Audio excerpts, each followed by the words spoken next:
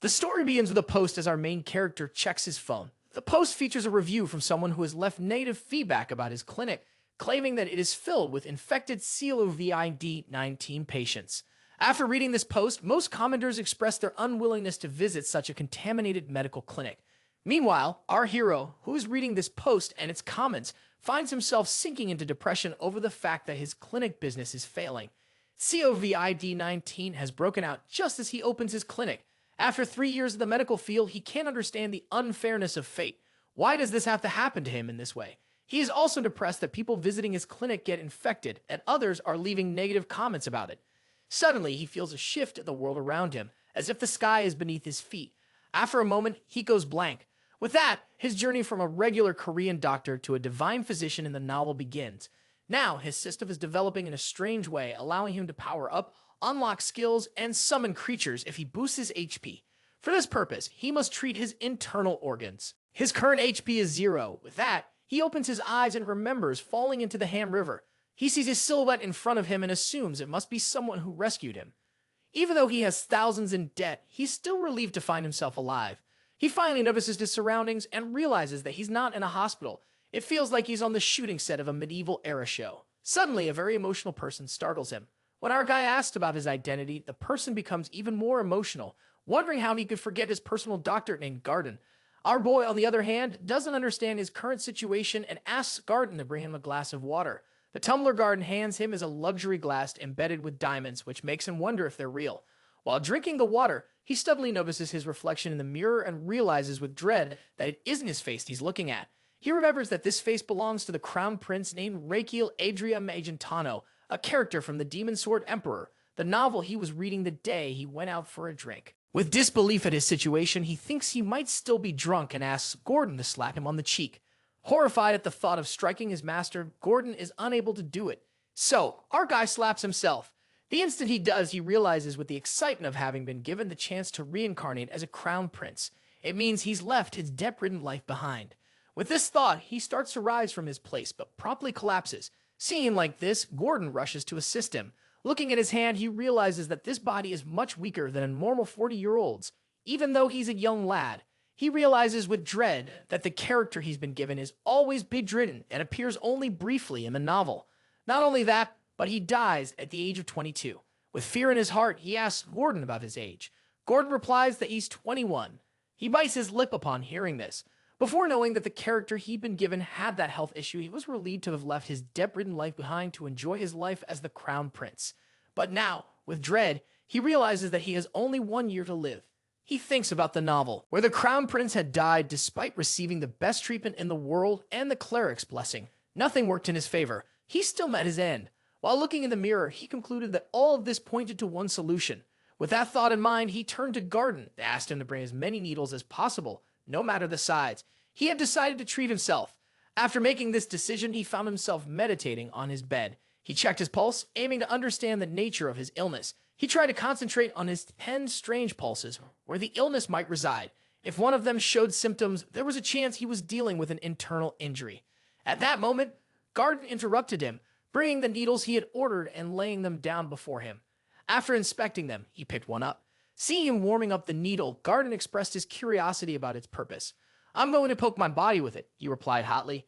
Garden was horrified, thinking his master was about to harm himself. "Please don't do it," he pleaded. Trying to calm Garden, he reassured him. "I'm doing this for a good purpose. Trust me on this." To which Gordon reluctantly agrees. With that, he takes off his shirt and lies down on his bed. He knows that he needs to pierce the first needle into his most important breathing organ. To do this, he must calm his breathing. Near his shoulder is the point called Tyon, which is the lung meridian of the hand. He carefully pokes that spot, feeling a slight pain due to the needle's thickness. Now he focuses on acupoints, starting with the lung, then moving to Cloud Gate, and finally, upper arm assembly. After completing the first set, he opens his eyes. It seems like he's been granted the skill to perform accurate acupuncture. By applying this technique to his body, he's able to recover his lung a little. With that, a ridiculous scene appears as happily dancing lungs give him 2 thumbs up, resulting in a gain of 100 HP, which is equal to 100 power.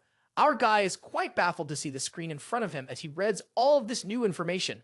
Our boy is quite curious to see the status window in front of him. Seeing his state, poor Gordon thinks that he's gone crazy, so he starts to cry again.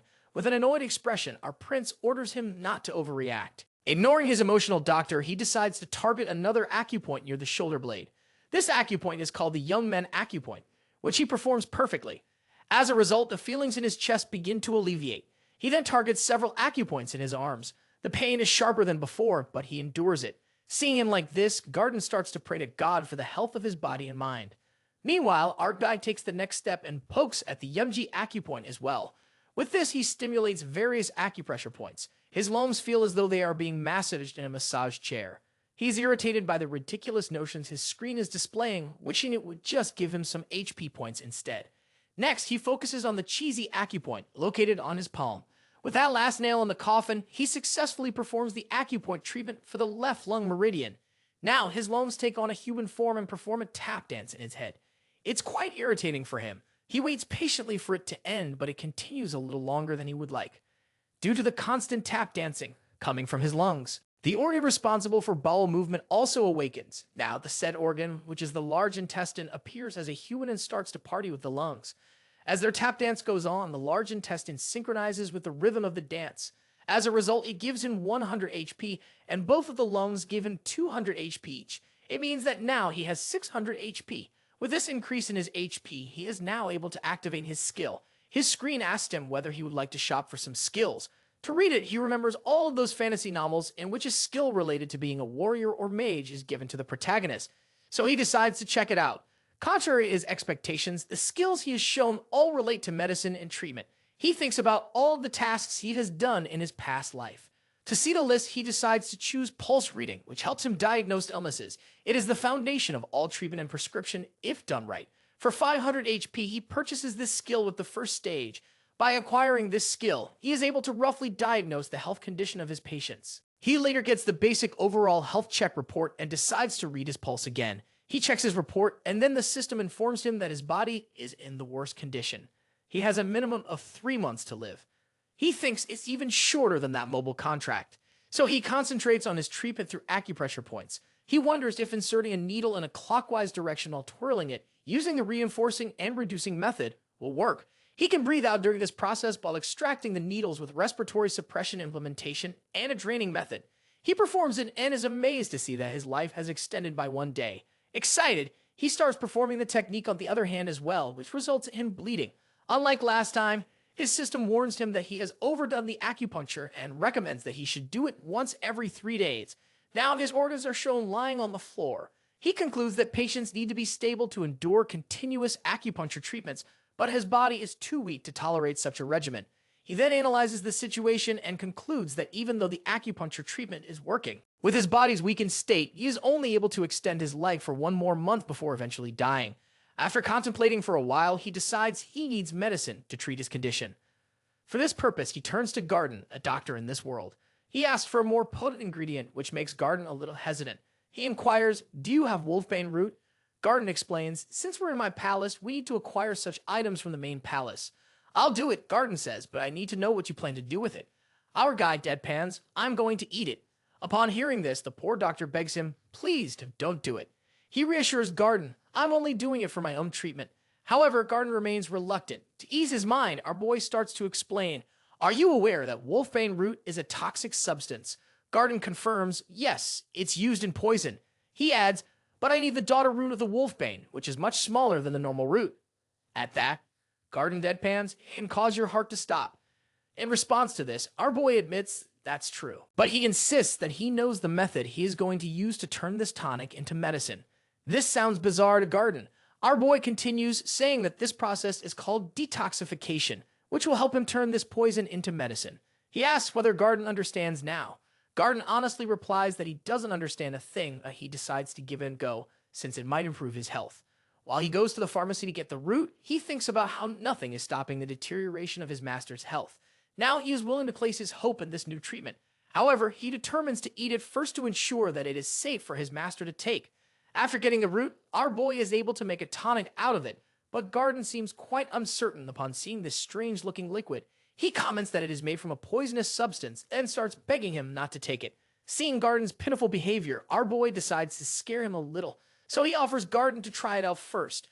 This statement brightened Garden's face because he also wants to try it himself, so he happily agrees to test it. Seeing his eagerness to risk his life for him, our boy is struck with the realization that in the novel, Garden is someone who is too loyal to the Crown Prince. In the beginning, he was not even his doctor and started as an assistant. Though the passage of time sees every doctor who claims to cure him leave, he remains unwavering. However, he pays the high price of his devotion. In the novel, he is executed after the death of the Crown Prince, accused of causing his death. Looking at him, our boy thinks that he is someone who deserves a good life. But it is another thing to share his tonic with him, which he is not convinced to do. After a while, he finally completes the tonic called a aconite assam decoction. Garden is ready to drink it, but our boy stops him, saying that it should be consumed when it is cold. At this moment, Garden suddenly voices his concern. How does our boy, the Crown Prince, know about the recipe for the medicine? Our boy makes an excuse, claiming that he saw a dream in which a mage told him about the recipe. Despite saying that he believes in our prince, Garden's expression says otherwise. He looks at the time and hurriedly gulps down all of the medicine, leaving the poor doctor completely petrified. He looks at his doctor with innocent eyes, claiming that he has eaten it all. Suddenly, his heart begins beating faster. He realizes that something is about to happen. At that moment, his system informs him that the consumption of the perfectly brewed aconite asarum decoction results in the reduction of soreness and coldness in his body, as well as a boost to his metabolism. Not only this, but he has also awakened the Azrahan core energy. This term catches his attention. The Azrahan core energy is a technique developed by the Grandmaster known as Jovier Ashran and his noble subordinate, Lloyd. This technique is a symbol of the Imperial family, passed down only to the direct descendants of the Imperial line. As he resides in the Crown Prince's body, he must have been taught this technique from an early age. Now he has unlocked the first level of this technique, which allows his mana circle to circulate around his heart, helping him increase and absorb mana. His mana is now at 120%, though he needs 1000 HP to reach the next level. Therefore, he feels the mana circle around his heart, as well as the mana circulating through his body with every breath. He is quite excited to experience this amazing feeling. Suddenly, he feels a sharp pain in his heart, and it feels like it is going to burst from his chest. Seeing him clutching his heart, Garden becomes very concerned. On the other hand, he receives a warning that there is a chance his heart could stop at any moment, because the pressure from the mana circle is affecting it. When he realizes that his mana circle and the growth of his heart are out of balance, he guesses that the size of the mana circle may be the root of the problem, as it surrounds his heart. He remembers the condition of Rocky, whose illness prevented him from training his mana circle from a young age. Consequently, the mana circle around his heart is constricting it, which could lead to drastic consequences. So he decides to take another measure. He needs to increase the size of his mana circle. With that thought in mind, he goes to the realm of his heart and stands in front of the heart and the mana circle that is strangling it. He rushes toward his heart and takes the reins of the circle in his hands while deciding to increase the speed of its rotation. The pain and pressure of doing this are too much for him to bear, but he remembers the failures of his last life. His clinic was shut down. He not only lost his patients, but also started to lose his hair because of the stress from being in debt. Every kind of loan piled up to the point where he was on the verge of selling his beautiful house. With that thought in his mind, he finally did it. He opened his eyes and looked at his doctor, who was quite concerned about him. His system informed him that he had been able to awaken his heart due to the positive stimulation. Afterwards, as the king of the organs, his heart made a very flashy entrance and was welcomed by the large intestine, while the lungs called him shabby. Seeing them made him feel annoyed, but his irritation vanished when his system informed him that he was the only person in history to obtain something called the Mona Circle slot. He can fully understand the feature, but he guessed it must be something like the empty slot in a game. Meanwhile, Garden was still concerned about him and asked about his well-being, as he looked like someone who was suffering from immense pain. He raised the question of whether it was a side effect of the medicine. Our boy made an excuse that he had just choked on flame, but Garden didn't buy it. He insisted that our boy was in great pain, complaining that he was the one who was supposed to drink it first. At that, our boy retorts, "If Garden is that eager to have one, I'll be given poison next time." This prompts a protest from his doctor, who doesn't mean it that way. Nonchalantly, he orders, if you don't want it, clean up the mess on the floor. But before going ahead, he turns to his doctor and thanks him, which leaves the doctor totally shocked. He thinks that our hero might go crazy from consuming that poison. Meanwhile, on his way, our guy is more than excited to have something as amazing as mana slots. These slots are basically a place where he can store any material mixed with mana, up to 10 liters. He needs to consume that material in order to store it. After meditating, he contemplates experimenting with this technique but doesn't know what to store at first. Then he sees the jug of water and decides to experiment with it. Looking at the water, he recalls a term called the median lethal dose, used to determine the toxicity of a substance. Consuming 50% of the median lethal dose could either kill a person or cause immense pain. He analyzes this and concludes that there is a chance of 5.4 of the median lethal dose in the 60 kills of water. According to his size and weight, it should be around 3.9 liters. So he scoops up the jug to drink the water, but it's too heavy for him to lift due to his weak body. Anyhow, he drinks it while thinking he has a purpose in storing this in mana slots. He's surprised to feel that he doesn't feel full after drinking about 1 liter of water. He decides to fill his 10-liter slot to experiment further. After filling his slot with 10 liters of water, he discharges 0.1 liters and feels quite full afterward. He concludes that this makes him a human version of that camel that can store water inside itself. Now that he's experimented with the water, he wants to try this slot with tonic soup. However, he has 9.9 liters of water, and his body obviously won't withstand it if he releases all of that water at once. Then he gets an idea and decides to discharge the water with the Azarhan core technique, which helps him absorb, amplify, and discharge mana. Using the amplification and discharge of this technique, he aims to release the water outside his body, rather than within. He concentrates solely on discharging the water from his body, and much to his astonishment, it begins to work. The next step is to pour the water back into the jug, but when he tries, he can't hold the technique and the jug breaks. As soon as the guards hear the sound of something breaking, they barge into his room. Meanwhile, he contemplates his experiment with the Azarhan core technique. He had assumed it would release like tap water, but it suddenly turned into a water cannon. Garden, along with the other guards, arrives and asks, "Has there been a terrorist attack?" He nervously thinks up an excuse. "I smashed the jug in anger," he claims. It seems the guards buy his excuse. One of them even asks, "Are you hurt?" He nervously answers, "Just a scratch on my foot." The guard turns to Garden and requests him to escort him to room 2. Garden agrees, but says he must first tend to his wound. While having a piggyback ride on Garden's back, he thinks that no matter how bad his excuse was, they still accepted it. He concludes it must be because he's the crown prince. Garden places him on the bed and excuses himself.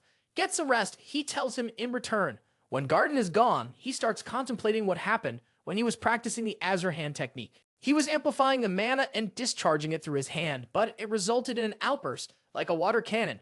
For now, he decided to sleep and tread carefully next time. He didn't want anyone to be suspicious of him. Meanwhile, the Emperor got wind of how he was hurting himself with needles and eagerly drinking poison. This infuriated him as he couldn't understand what his son was up to. The next morning, he successfully brewed 10 liters of his medicine, ready to consume it all. But Garden was standing beside him, and he didn't want to take it in front of him, knowing he'd probably faint at the sight. So he requested Gordon wait outside for a while. Garden deadpan, "You're just going to drink it?" He pointed out how much it had hurt the last time he consumed it, and remember the excuse you made? You claimed you choked on phlegm. Garden expressed his concern over the fact that he had made so much tonic this time. Our boy made an excuse, saying, "I'm experimenting with something," although he only intended to take a small dose. It was impossible for him to drink it all. At that, Gordon tried to laugh it off, saying, "Yeah, indeed, you can't do it." But our hero grew quite impatient with his unnecessary concern and threw him out of the kitchen. Afterwards, he closes the door and gulps down all 10 liters of tonic in one go, storing it in his mana slots. Now, all he needs is to discharge it. He slowly begins discharging the tonic while going about his daily life. His organs seem to be improving as he discharges the medicine into his body, which gives him some HP points. Now he has 500 HP. He is quite tense, yet eager to increase his lifespan. For this purpose, he releases the medicine into himself quite frequently. Meanwhile, in the organ dimension, the heart asks the large intestine, "What's the menu for the day?" The large intestine replies, "We have a feed for aconine acerum. Not only that, we have the same menu for the whole day and even for the next day as well." At that, his system warns him, "Your organs are sick of having the fever aconine acerum again and again."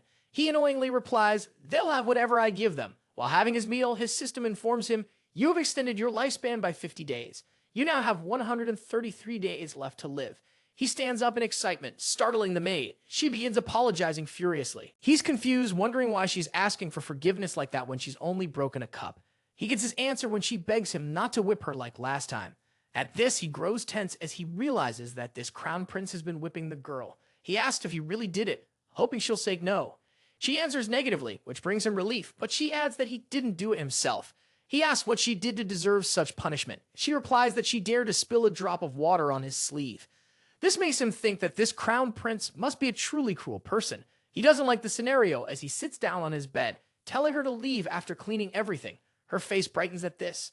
When she leaves, he turns to Garden and asks about his behavior toward him and the other servants as he doesn't remember much about himself. Garden tries to sugarcoat things, but he warns him that if he does, he'll eat all of the poison right in front of him. At that, Garden tells him about his cruel and rude behavior toward the servants.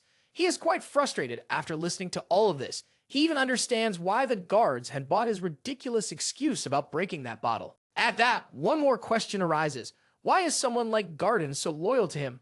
He asks Gordon about it, as he doesn't seem scared of him. Gordon softly answers it's because he truly knows what kind of person he could be and trusts him in this regard. In a flashback, it's shown that when Reichel was a child, he saw him protecting a small chick from the rain while he himself was drenched. Remembering this, Gordon adds, I trust Reichel to return to his kinder self as his health improves. Thinking about Reichel thanking him, Garden feels as though it's already happening. He offers Garden a pastry, which he accepts with some reluctance. In this moment, he vows to never let Garden be accused of his death. For this purpose, he will have to survive. Just then, someone rushes in and opens the door with a bang. Calling for him, the servant hurriedly tells him the Emperor has summoned you. The scene shifts to the main royal palace, where Reichel is shown approaching the court of his father. As soon as he greets his father, the Emperor immediately notices his awakened Azarhan technique. He also senses the nervousness of our boy. Meanwhile, our boy is quite tired from bowing before him and waits for him to get over it so he can stand up. The Emperor asks about his life in his side palace and whether it's up to his satisfaction. He answers affirmatively. Meanwhile, he is quite irritated at the fact that he has to stay bowed while talking to him. The Emperor then asks, what have you heard about me? As he speaks, he is piercing himself with a needle and consuming poison at home. He tries to deny it. The Emperor starts to babble about how he is losing his dignity as Crown Prince. If you think you can't bear the burden of being the successor, the Emperor says, you can pass it to your second brother. Our guy, who doesn't expect this, politely refuses the proposal. The Emperor, however, is quite angry at his refusal. On the other hand, our guy pauses for a moment, realizing that the Emperor has every right to strip him of his status as the successor. Yet, he chooses not to do it. Now he understands why the Emperor asked him, because he wants to show the world that his son has done this to acknowledge his younger brother. Therefore, he understands this devious political maneuver, but he doesn't plan to go down without a fight, no matter how weak he may be. The Emperor, on the other hand, is so furious that he stands from his throne and accuses him of bringing shame to their imperial family. Because he wants to keep the title of Crown Prince. Our guy scoffs at this because he doesn't care about the title. In reality, he has read the novel, and according to it, the second prince is not capable enough to handle the age of Chiao that is coming soon. Consequently, he will cause the downfall of the imperial family and the empire. So he turns to the Emperor and expresses his thoughts. He doesn't care about his title, but the prosperity of his family. He proposes to give him a chance to prove that he is better than the second prince. Then, the scene shifts to the side palace, in which the Garden is eager to know the reason behind the Emperor's summoning. He explains everything to him, while dropping the bomb that he is going to have a sword duel with the second prince. This makes Hug Doctor pack his stuff, preparing to leave after his master defeats him. Meanwhile, the Emperor thinks about Reikiel's words, curious about this new side of his son. That's why he accepts his proposal. The next day, everyone in the Empire gathers to witness the sword duel between the brothers. The girls aim for the second Prince Theodore. On the stage, our guy is found exercising for the duel when Theodore approaches him. He tells him that he doesn't need to do it.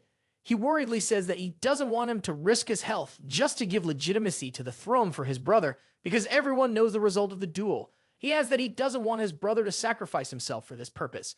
At that, our guy is ready to start a fight and informs him hotly that both father and son misunderstand his intentions. He has no intention of losing. Before starting the duel, there are murmurs from the crowd about how strange it is for the Crown Prince to challenge the second prince, especially since the second prince has the upper hand because of Azeron Core and a single circle. They don't think the Crown Prince stands any chance against the second prince. In a flashback, it shows our guide who is exercising, with Gordon standing beside him. Gordon is thinking that this duel is just a joke.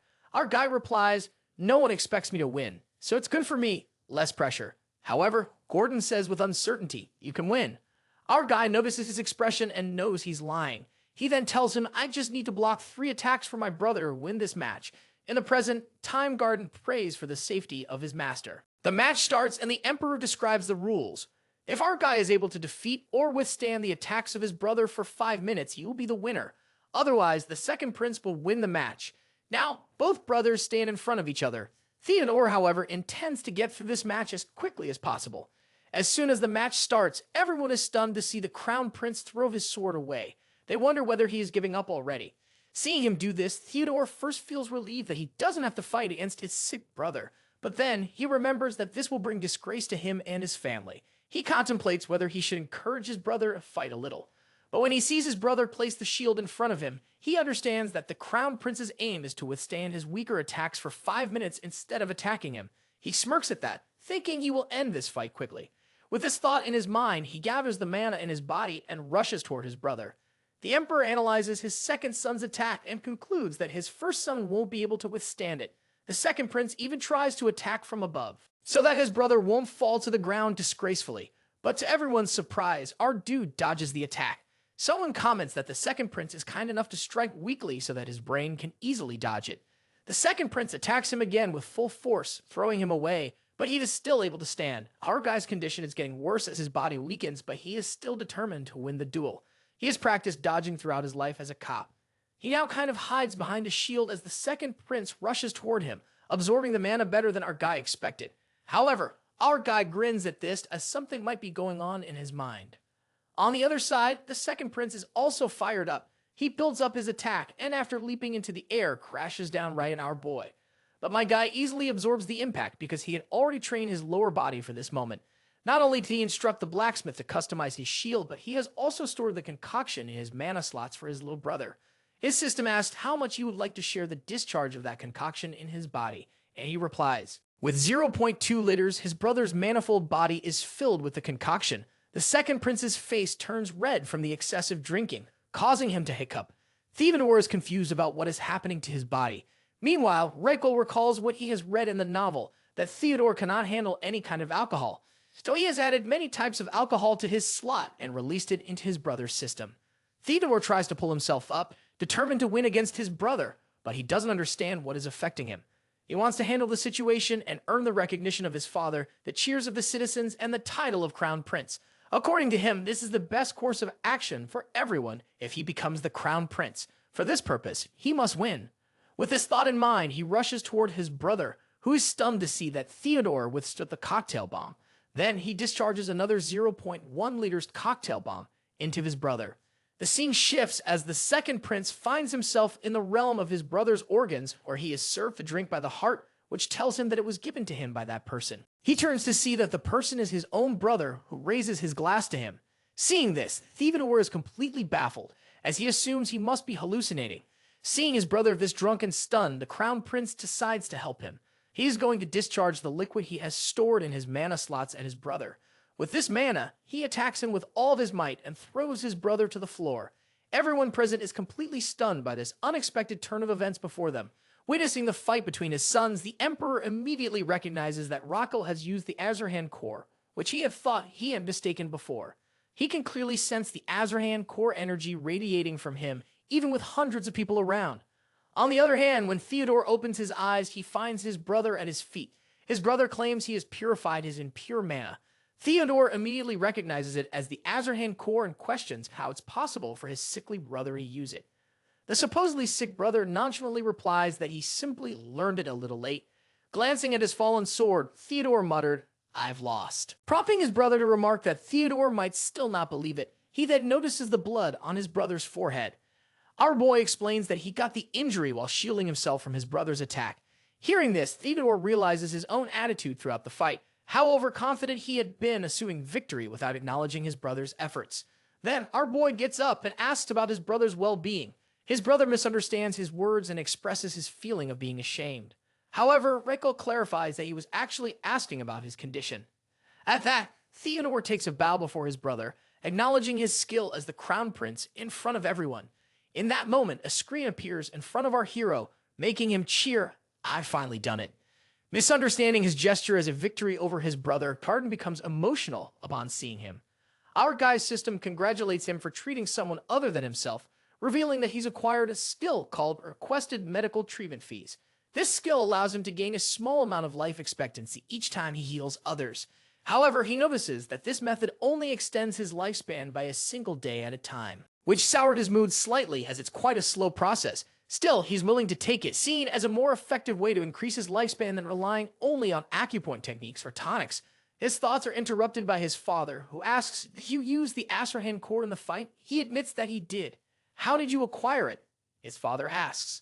He answers honestly, "I don't really know." He can't tell his father that he acquired it as a reward skill to heal his body. His father, however, seems to believe him. The Emperor adds, "I had this first engraved into your body when you were born, but due to your illness, you couldn't use it." Our boy has managed to overcome the shortcomings of his body and use it anyway, the Emperor continues. Thinking his father is praising him, he says, "Thank you." However, his father interjects, "All of this ruined my initial plan." This makes him wonder about the meaning behind his father's words. The Emperor turns his back to him, then assures his son, "Despite your Ramos, I acknowledge your position as Crown Prince, as I promised." He pauses before adding, "But I'll be keeping an eye on you to see if you're truly capable of succeeding to the throne." All of this makes our guy angry. But the Emperor is also frustrated by his lack of response and shouts at him, "Show me some response." Instead of answering directly, the Crown Prince begins advising his father. "You should keep sword fighting, father. Your muscles are getting stiff." He pauses before adding, "You also need to eat more vegetables and quit your tobacco habit." The Emperor demands, "Who do you think you are advising me like this?" Our boy sincerely replies, "I'm only staying it out of concern for you, father." A while later, the Emperor is seen riding in his carriage. He scoffs as he thinks about the change in his son's behavior. It seems he's also worried about his son using Azron core technique recklessly, which could endanger his health. He reflects on the high expectations he's had for him, even when he's been sick. But now, after today's events, he finds himself holding on to a glimmer of hope for his son's future. Meanwhile, on his way back home, our dude is thinking about his own father from long ago. His father died of a heart attack. He had skipped studying to play when he received the bad news. He regrets it now, but it's far too late. Thinking about the Emperor, who could still have a chance, he decides to protect his father as well, using his skill, which will also help to extend his own life. At that moment, Garden appears again, his face emotional. He requests his master to ask him why he's crying. Feeling awkward, he asks him anyway. Gordon expresses his pride in his master for winning the fight, no matter how tough it was. He brushes off Gordon's concern, adding that he'll now rest as he has many things to do tomorrow. To sense his confusion, he explains that he has to meet someone the next day. Later, Garden is seen with a guy at one of the top 10 restaurants in the capital called Sorrentino. The guy asked if he knows about this restaurant. He replies that he's a regular customer there. It turns out that the guy is none other than our Crown Prince, who has disguised himself. When the waiter comes to take his order, he gives a strange request, asking for grape wine without grapes and saying he'd like to eat until sunrise. It seems like this is some kind of code. As soon as he gives the order, the waiter instructs him to follow him. Both of them get up from their seats, while Garden looks bewildered by what's happening. Our boy tells Gordon to follow the waiter, saying he'll understand soon enough. After a while, a waiter leads them to a staircase. Gordon is still confused about how the Crown Prince knows about this place. He himself knows of it only because he's read about it in a novel. Gordon asks, "Why are we here?" The Crown Prince ambiguously replies, "I'm here to collect some treatment fees," leaving Gordon puzzled by his words. Changing the topic, he asks, "Do you know someone named Damien?" Gordon responds negatively. Instead of explaining further to his loyal doctor, the Crown Prince opens the door at the end of the stairs. There, they find a battle arena where two fighters are battling each other as the crowd cheers them on. Gordon asks again, "What is this place?" The Crown Prince happily replies, "It's a secret location." Then, looking around, he spots a tough-looking guy in the ring. Gordon asks, "Is this the Damien person you mentioned before?" The Crown Prince responds negatively. Just then, the door on the far side opens, revealing the true protagonist of the novel he's been reading in his world. This person is Damien Can. Everyone cheers for Damien as soon as he enters the Colosseum. The host tells the tough-looking guy to lead the place. Then Damien is introduced as the one who will fight in the main match of the night.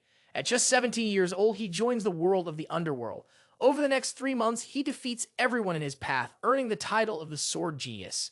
Next, they let Damien's opponent enter the arena, a roaring troll rushing toward him. Our boy, who had been watching the spectacle, is now afraid to see a real troll up close. Garden protests as well, assuming they plan to feed a human to the troll. Meanwhile, on the lower floor, the berserk troll is furious and tries to attack, but Damien gracefully dodges each of its attacks. Watching the monster intently, he unsheathes his sword. With one swift motion, he slays the troll in two. The spectators are in awe of what he's done. Meanwhile, our hero thinks to himself that this guy is more notorious than he expected. Then he realizes it makes sense. After all, he's the main character of the novel, a sword genius known as the rival of the Grandmaster swordsman in history. He orders Garden to follow him and moves ahead.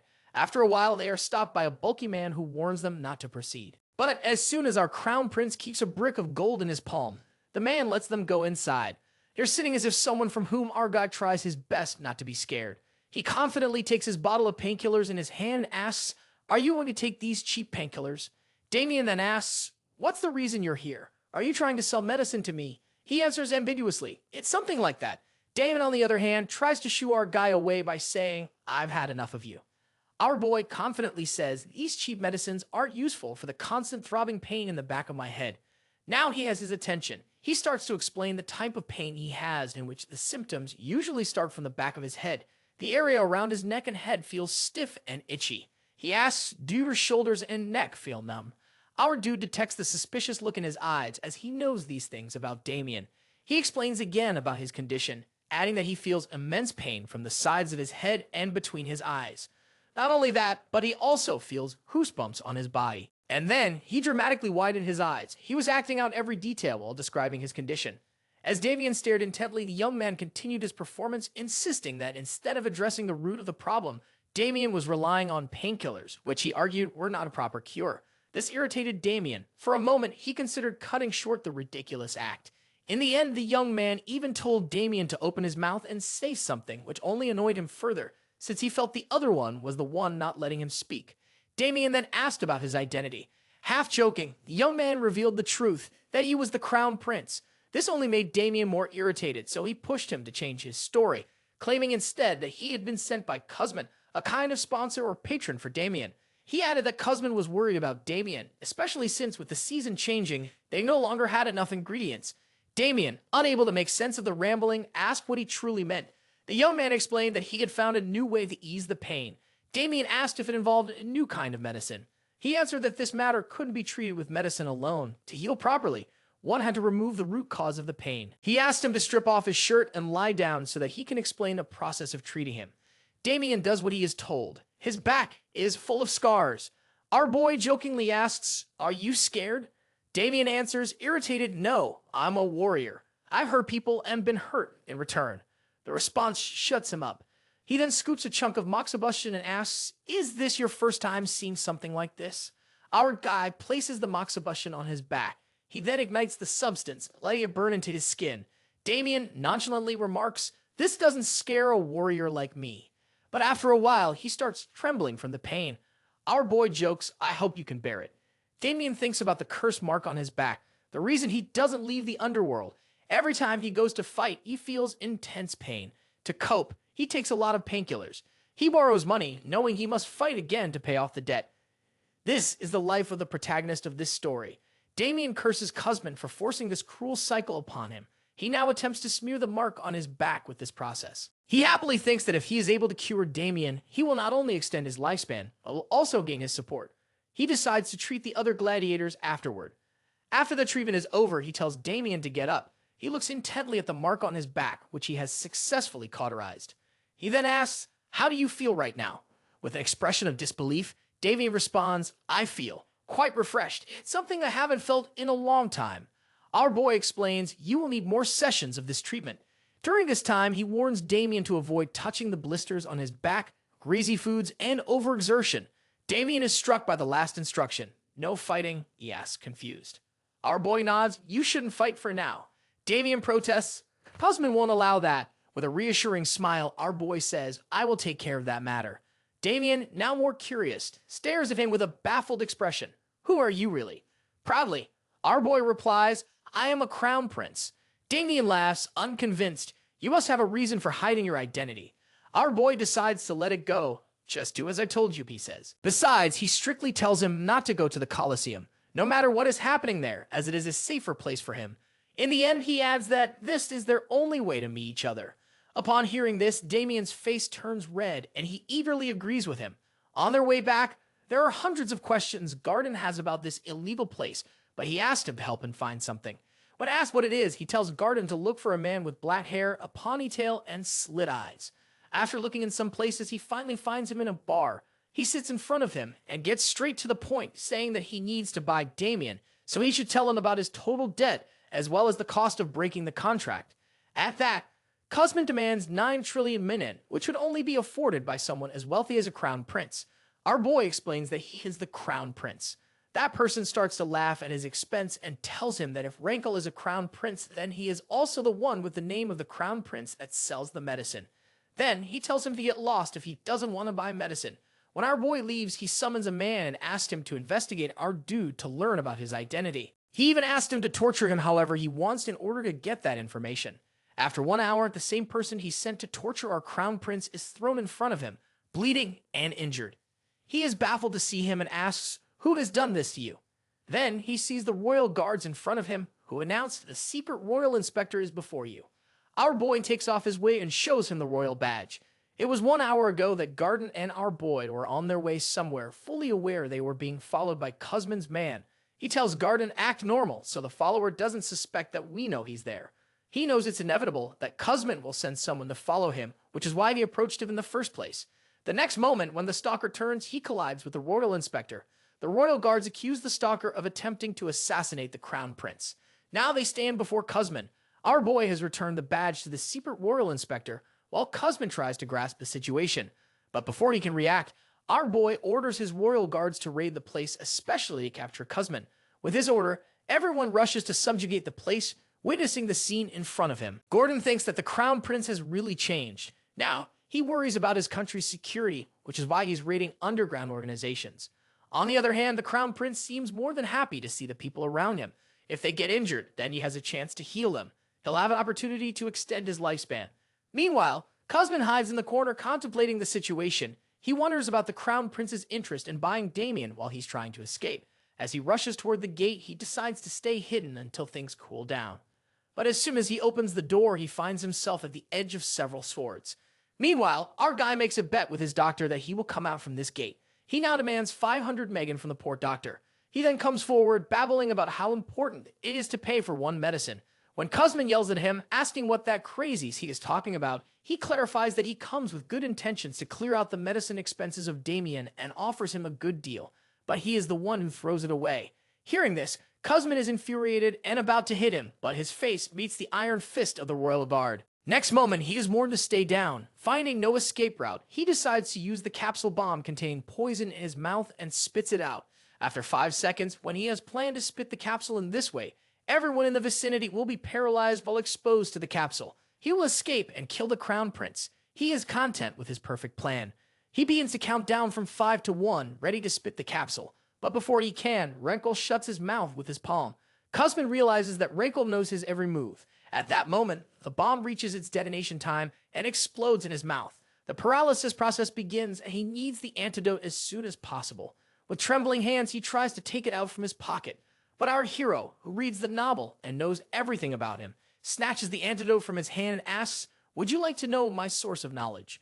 To the horror of this goon, our dude drinks the antidote in front of him, all while poking him and emphasizing, "I'm not going to tell you about it." To talk him further, he remarks, the antidote's bitter taste is unbearable. While Cusman is quite desperate to get the antidote, our boy carelessly throws it on his back.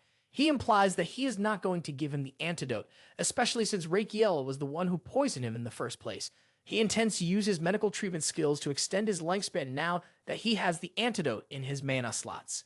Now, under the 5th thoracic vertebrae, he pushes about 1.5 inches on both sides, targeting the heart transporter points. With that, Cusman expels the poison. Then he discharges the antidote within him and waits for it to take effect. After a few seconds, he loses consciousness as our protagonist has successfully treated him. To reward him, his life extends by 118 days. He then orders his guards to arrest them. Now, he is set to complete his main goal for coming here. The scene shifts to the gladiators, with Damien as their leader, fighting the guards and injuring many of them. At this moment, Rakel appears in front of him, and he recognizes him immediately. The scene changes to a dream where a young Damien is shown in front of his dead mother. He knows that he is dreaming about that day when he was left alone. At this moment, someone tells him to wake up. He opens his eyes and finds himself in front of a garden. A man introduces himself. Damien also tells him his name while shaking his hand. Our crown prince interrupts their introduction. He asks both of them to follow him, as they have many things to do. Afterwards, they arrive at a mock combustion clinic.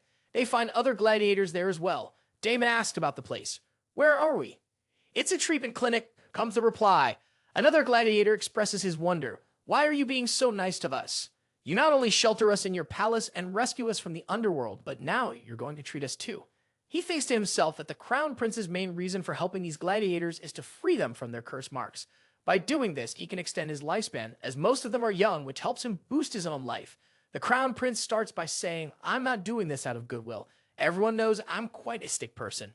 One of the gladiators chimes in, "Everyone in the kingdom knows this." The Crown Prince promises in his mind, this person will get the most painful treatment. He continues saying that since the doctor failed to find a cure for him, he is now doing it himself. Then he turns to Damien and asks, "Do you get what I'm trying to explain?" Damien answers, "We're here to be your test subjects." He confirms this, and everyone is quite worried to hear it. But our guy counters, "What did you feel after the last treatment?" Damien answers, "I felt relief from the nerve pain." Upon hearing this, everyone feels a sense of relief, thinking that Damien's testimony is in the Crown Prince's favor. He then asks everyone, "Do any of you feel uneasy about the treatment?" When no one answers, he instructs them all to strip off their shirts and lie down on the beds. After 6 days, every gladiator is shown in the worst condition. They are constantly throwing up and breaking out in cold sweats, unable to take painkillers. Our guy is quite nervous to see the results of his treatment. He turns to Damien and asks, "Are you feeling dizzy or throwing up?" Damien answers, "I am, but I'm holding up." He understands that Damien is an exception because he is the protagonist of the novel for a reason.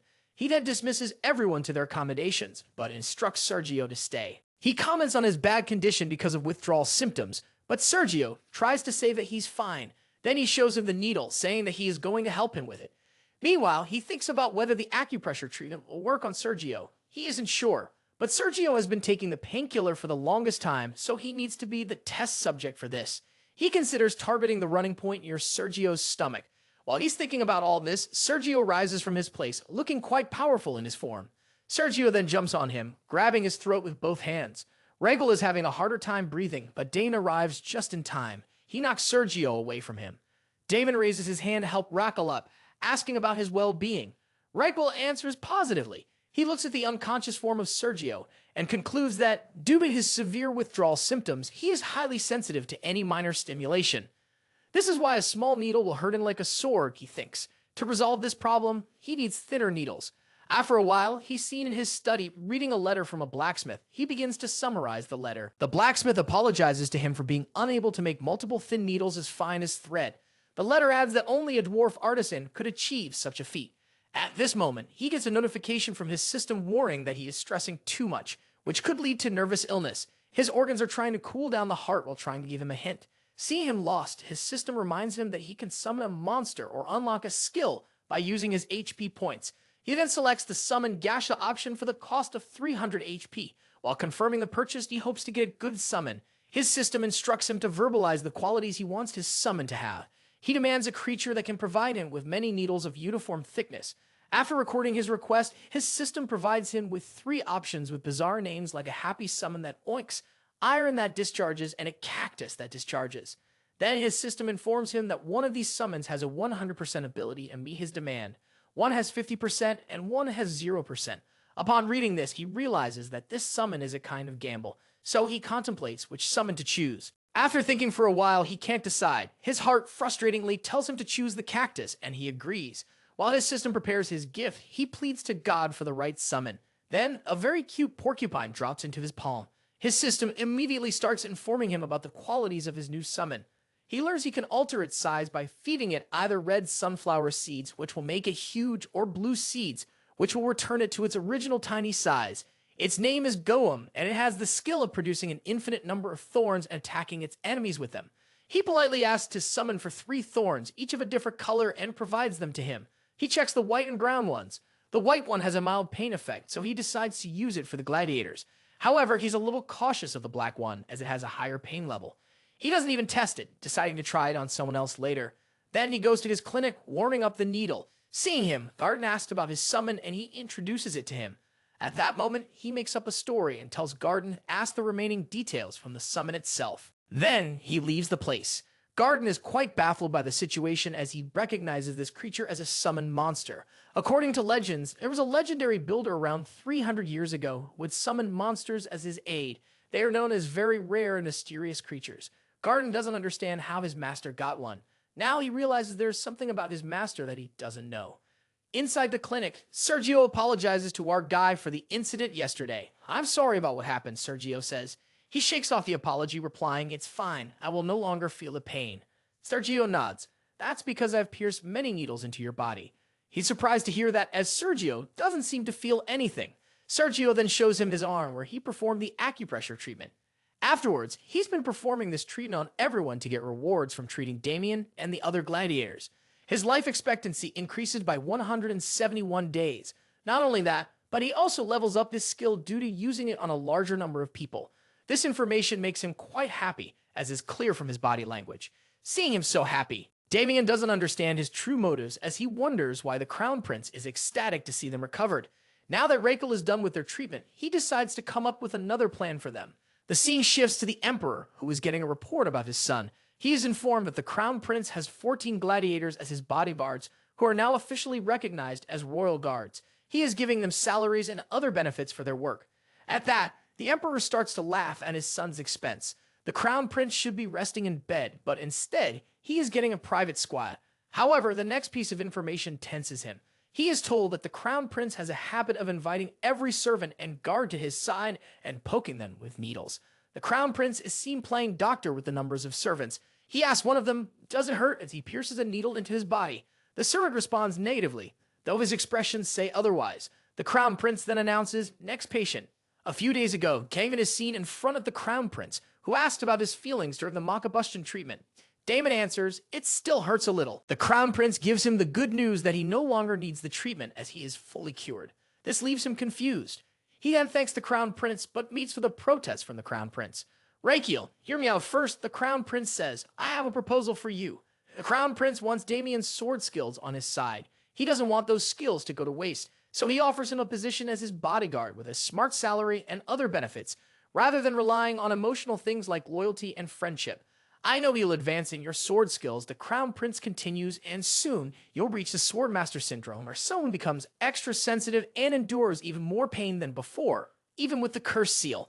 I want you to stay close when that happens." He offers the job as an excuse to keep him by his side. He sweetens the deal with many other perks in the contract.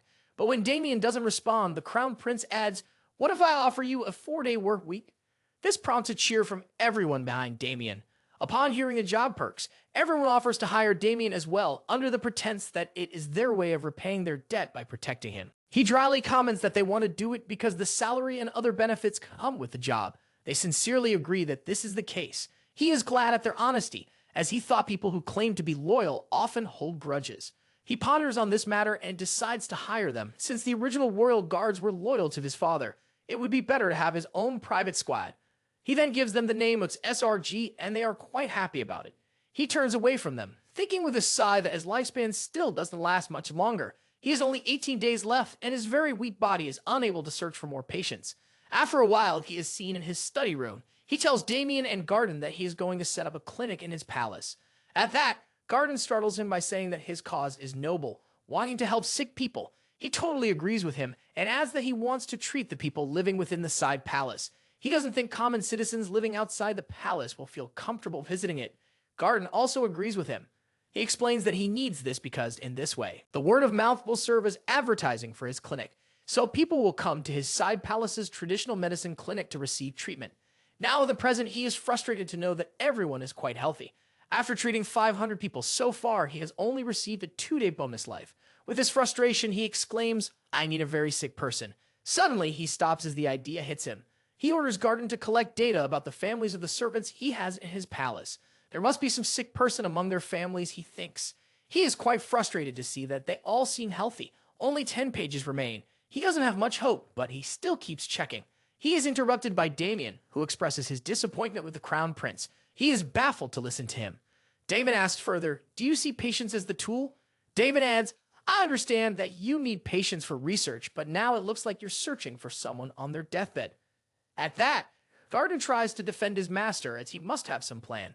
However, the Crown Prince corrects his doctor, stating Damon is right about his assumption. Damien protests, saying that he was rude towards Gordon, while Gordon tries to defend the Crown Prince by saying that Damon is rude to him. Seeing this, the Crown Prince kicks both of them out of his room and checks the remaining 10 pages. One page catches his attention. Someone has written in this questionnaire about an 8-year-old boy whose body starts to tremble and foam at the mouth once or twice a week. The doctor, as well as the cleric, checked him, but it was of no use. Upon reading it, He is quite happy to finally have found what he was looking for. The next day, he gets to meet the young boy, who is a little scared to see him. He approaches him closely and greets him, telling him to call him Rako. He understands that this is George's first time visiting the palace and meeting the crown prince, so he needs to make him comfortable. He then shows him a candy, which brightens the boy's face, but instead of getting it, his expression turns sour. The boy tells him that he can't touch the crown prince. When asked why, he answers that it's because he is cursed. He adds that this is the reason he is bullied by other children and called weird. Upon hearing this, Rachel tries to encourage the kid by saying that it isn't the case. The boy explains that when the kids were teasing him yesterday, he tried to defend himself, but lost. Afterward, everything became dark and he started to tremble, feeling like someone had thrown him to the ground. When he woke up, he felt weak. At that, the crown prince suddenly hugs him, saying, "You're brave for enduring all of this." With tears in his eyes, George supplies, "You shouldn't touch me because of the evil spirit residing in me." In that moment, the crown prince begins to diagnose him. His system informs him that this person is completely healthy, but hides some symptoms of seizures caused by irregular brainwaves. He diagnoses George with epilepsy, but the problem is that he doesn't know the cause behind the irregular brainwaves. He tells George, "You're not strange." To sense his disbelief, Rockel happily tells him, "I am the crown prince and I am always right." Now, he is struck with what to do next, as he doesn't know the cause of the irregular brainwaves, nor does he have any tools to detect it, like an MRI machine. Suddenly, George calls out to him, and he tenses. Seeing that George is having a seizure, he immediately lays him down. Despite the protests of Garden, who wants him to stay away from the boy, Damon raises his sword to gauge their reactions. He shouts at them, telling them that George is just sick and needs care, as he is in pain right now. He orders them to get him a pillow.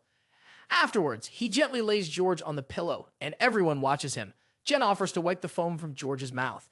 Damon answers, saying that he's not in his right mind, as George might swallow the hand towel. They can't do anything right now, he says, until the seizure is over. Suddenly, he notices mana coming from George. He understands that it's because of his Azarhan core technique, which is sensitive to mana. Damon then decides to use this technique to detect the cause of the epilepsy. He searches through the flow of mana, checking the nerves, but can't find anything, though he's growing more tired. Standing in front of George's heart, he rushes to it. Finally, he identifies the source of the irregular brain waves. It's happening in the vagus nerve. He then orders his subordinates to bring him a blanket to cover George. He also instructs them not to wake him during the process. He who also overexerted himself during the diagnosis falls down. The people around him are worried to see his condition, but he feels relief in having found the cause of George's illness before losing consciousness. After a few hours, he wakes up with a heavy head. He assumes that his Azarhan core was activated to its maximum while he was asleep. At this moment, he is startled by Damien's presence, who informs him that he has been sleeping for half a day. He asks about George and is told that George has woken up but is now feeling tired.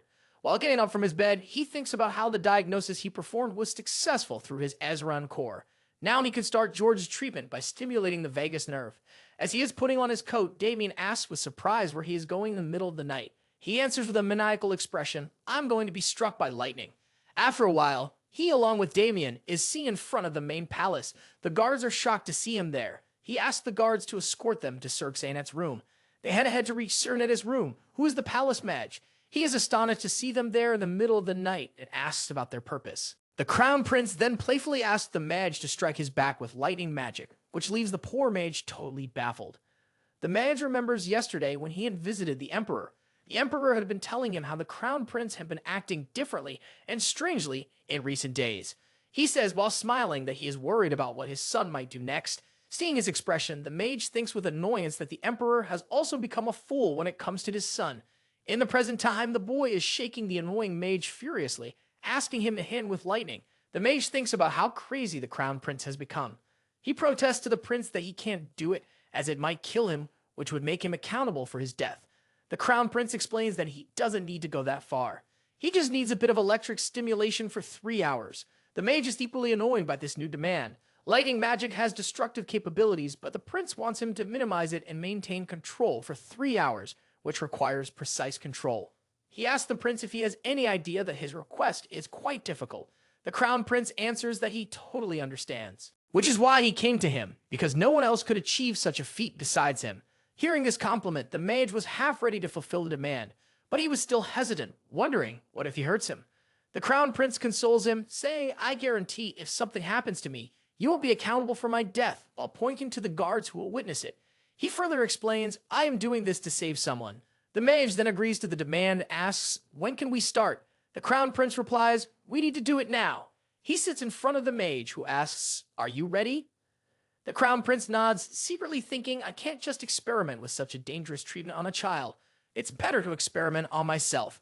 When the mage begins to administer the precise amount of electricity, the Crown Prince plans to convert the electric currents into electrodes. Then he will transform them into electrical signals, intending to use them to correct the irregular signals in George's vagus nerve.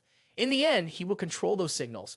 While analyzing his plan, he is in awe of Azarhan's core technique, which makes it possible for him to succeed in one try. He asks the mage to stop, who teasingly tells him that he could do it all day. The next day, many people known as gossipmongers are seen in front of his room. One of them opens the door, and now everyone is standing in front of George and his doctor, the Crown Prince. Rockwell shows George a needle and honestly tells him it's going to hurt a little since it's a medical procedure. He reassures him that it won't hurt much since he already pierced one needle into his neck, and George didn't even realize it. He adds, what's coming, however, will definitely hurt.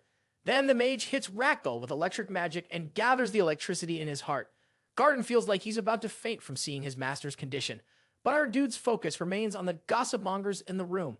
He hopes they will spread the word about his method of treatment everywhere. After receiving the electric current, it's now time to transfer it into George. However, he tenses up when he detects that George's flow of mana is becoming erratic. With dread, he realizes George is about to have a seizure, so he must correct his nerve before it happens. George asks, how much longer do I have to stay like this? He answers that he has only 3 minutes, or if things go south, just 1 minute. But overall, the procedure will take 30 minutes. For a moment, he thinks about pausing the treatment, but he decides against it for several reasons. The gossipmongers present who could fuel strange rumors, and the uncertainty of how much longer the mage will continue to help him. He finally resolves to proceed and turns to the mage, asking him to increase the power level of the magic 3 times. The mage warns him that it will hurt more, but he brushes off his concern. However, this time he is struck by lightning, yet he focuses on his task at hand. He needs to absorb the mana in order to complete the procedure as quickly as possible. He searches for the curatide to place the electrode, knowing that only 5 seconds remain before the seizure will start. Finally, when it seems like George is about to have a seizure, he instead turns normal and looks at the Crown Prince. Everyone, especially George's sister, is amazed to see that the seizure doesn't happen. Meanwhile, the Crown Prince is quietly tired from the constant electric stimulation. However, his system congratulates him for successfully performing the vagus nerve operation. He receives a 3-day life bonus as a reward. Not only that, his Azarhan core technique levels up by surpassing his body's limit, now reaching level 2 in a single circle. This also increases his mana circle. He has a notification that his lungs and large intestine have absorbed metal energy and gained immunity over wood magic. To use this wood energy, his new organ, the liver, awakens. At that moment, a very angry and arrogant liver enters the organ realm. The large intestine is happy, relieved that it's no longer a newbie. But instead of being happy, the liver delivers a slap to the large intestine and deadpans. You can't make me a newbie if you don't have a death wish. The next moment, he grants our boy 300 HP. His other organs also grant 500 HP after welcoming their new counterpart. Not only this, it seems like his organs are quite happy, as he has additionally received 300 HP because the organs are having a birthday party for the liver. He is quite pleased to get all of these achievements and extra HP in one day. He wonders if there's something more, but his system answers negatively. At this moment, George addresses him, asking whether he's a weirdo. The little kid explains, normally when I feel strange, I lose control, but it hasn't happened this time. Rackwell then assures him, it won't happen from now on. You won't suffer from any fits. He even promises claiming it over his Crown Prince title. Listening to all of this, George's sister, standing in the crowd, becomes quite emotional. George turns to her and hugs her lovingly. Rockwell tells everyone it was a successful operation, which makes them emotional too. He hopes that these people will spread the news of George's treatment everywhere. Soon, he will face a swarm of patients, which will result in Bomis life. Suddenly, his vision blurs and he loses consciousness from the stress his body has gone through. At night, he regains consciousness and sees the Garden Palace mage and Damien standing in front of him. He jokingly asks, don't you guys have any work to do besides watching me sleep? The Garden Mage states with a sad expression, this is the case with you. Rankle has been sleeping for 2 days. This leaves him baffled. The mage also interrupts. While accusing him of intending to execute him, he further asks with a horrified expression, how am I going to explain to the Emperor about the Crown Prince's condition, which happened because of the lightning magic you used on him? Our guy nervously apologizes to all of them, Then he asked about George, and at that moment, George appears in his room. Garden allowed me to come, he explains. George then gives him a handmade wooden locket. Seeing his effort, our guy feels a little ashamed. He realizes that he didn't help George out of goodwill, but simply to extend his own life. He tries to say something, but George interrupts, claiming, I want to help others just like Rocco. This statement leaves him completely stunned. He then compliments George's necklace, stating that seeing George healthy is the greatest reward for him. Thank you, he adds. Then he dismisses everyone, saying, I want to rest a little more. So everyone leaves the room, while George bids him goodbye. When everyone leaves, he looks at the necklace with annoyance, wondering who would want to wear something so plain. However, as he sleeps as if mocking his own statement, he finds himself wearing it. The scene shifts to the house of a mother asks her son about his reason for being there, as he should be at work. The boy enters, greeting his parents, and tells them that he is on special leave from the Crown Prince. It seems he is part of a group of gossip mongers, and the Crown Prince has given him leave to spread news about his strange method of treatment. Afterwards, the boy informs his parents about how he and others have been granted a special 5-day leave. He also mentions that the Crown Prince is doing strange things like wanting to treat people. Then he shows them the paper. It is a kind of pamphlet in which the Crown Prince announces the opening of his medicine clinic in his side palace and offers all kinds of treatment for free. Meanwhile, in his palace, our boy is excited to see the result of the rumor. Garden interrupts him, saying that it's time to go. On their way, Gordon comments that he woke up early today. He replies that it's because it's his first day at the clinic. Garden informs him that he has stocked all the medicine, including licorice, which is difficult to procure. At that, our guy praises him, adding that he needs licorice for many things. He instructs him to stock as much as possible. Garden nods, expressing his wonder about where the Crown Prince learned things like making potions and acupressure treatment. He adds that he wants to know because he is also a doctor. In the end, he expresses that he has sacrificed many sleepless nights researching the basis of the methods the Crown Prince is using, but he hasn't found any clues, which upsets him. As a doctor, Rachel also understands Gordon's frustration over not knowing these new things. He then reveals that he is from another world where he ran a traditional medicine clinic, which is why he knows everything. But Gordon doesn't believe him and insists he tell the truth. Rachel insists he's telling the truth and asks why Gordon is so persistent in wanting to know the truth. Gordon answers with determination, I want the satisfaction of becoming a better doctor like you. In response, Rachel tells him, you're already doing it, and orders him to move forward. As Gordon walks away, Rachel reflects that Gordon is the reason he has come this far. His thoughts then shift to his medical clinic, and he prays there will be lots of patients. He worries that the stress will cause him PTSD. He opens the door, ready to welcome the patients with cheer. At first, he pales, seeing no patients in the hall. But then, Gordon points down and tells him to look below. And he is shocked to see tons of people standing outside, trying to make their way in. After a while, he's diagnosing a patient when his servant asks about his work. He instructs him to check on the other patients to see if they need help. Next, he turns to the maid, who isn't preparing the medicine correctly.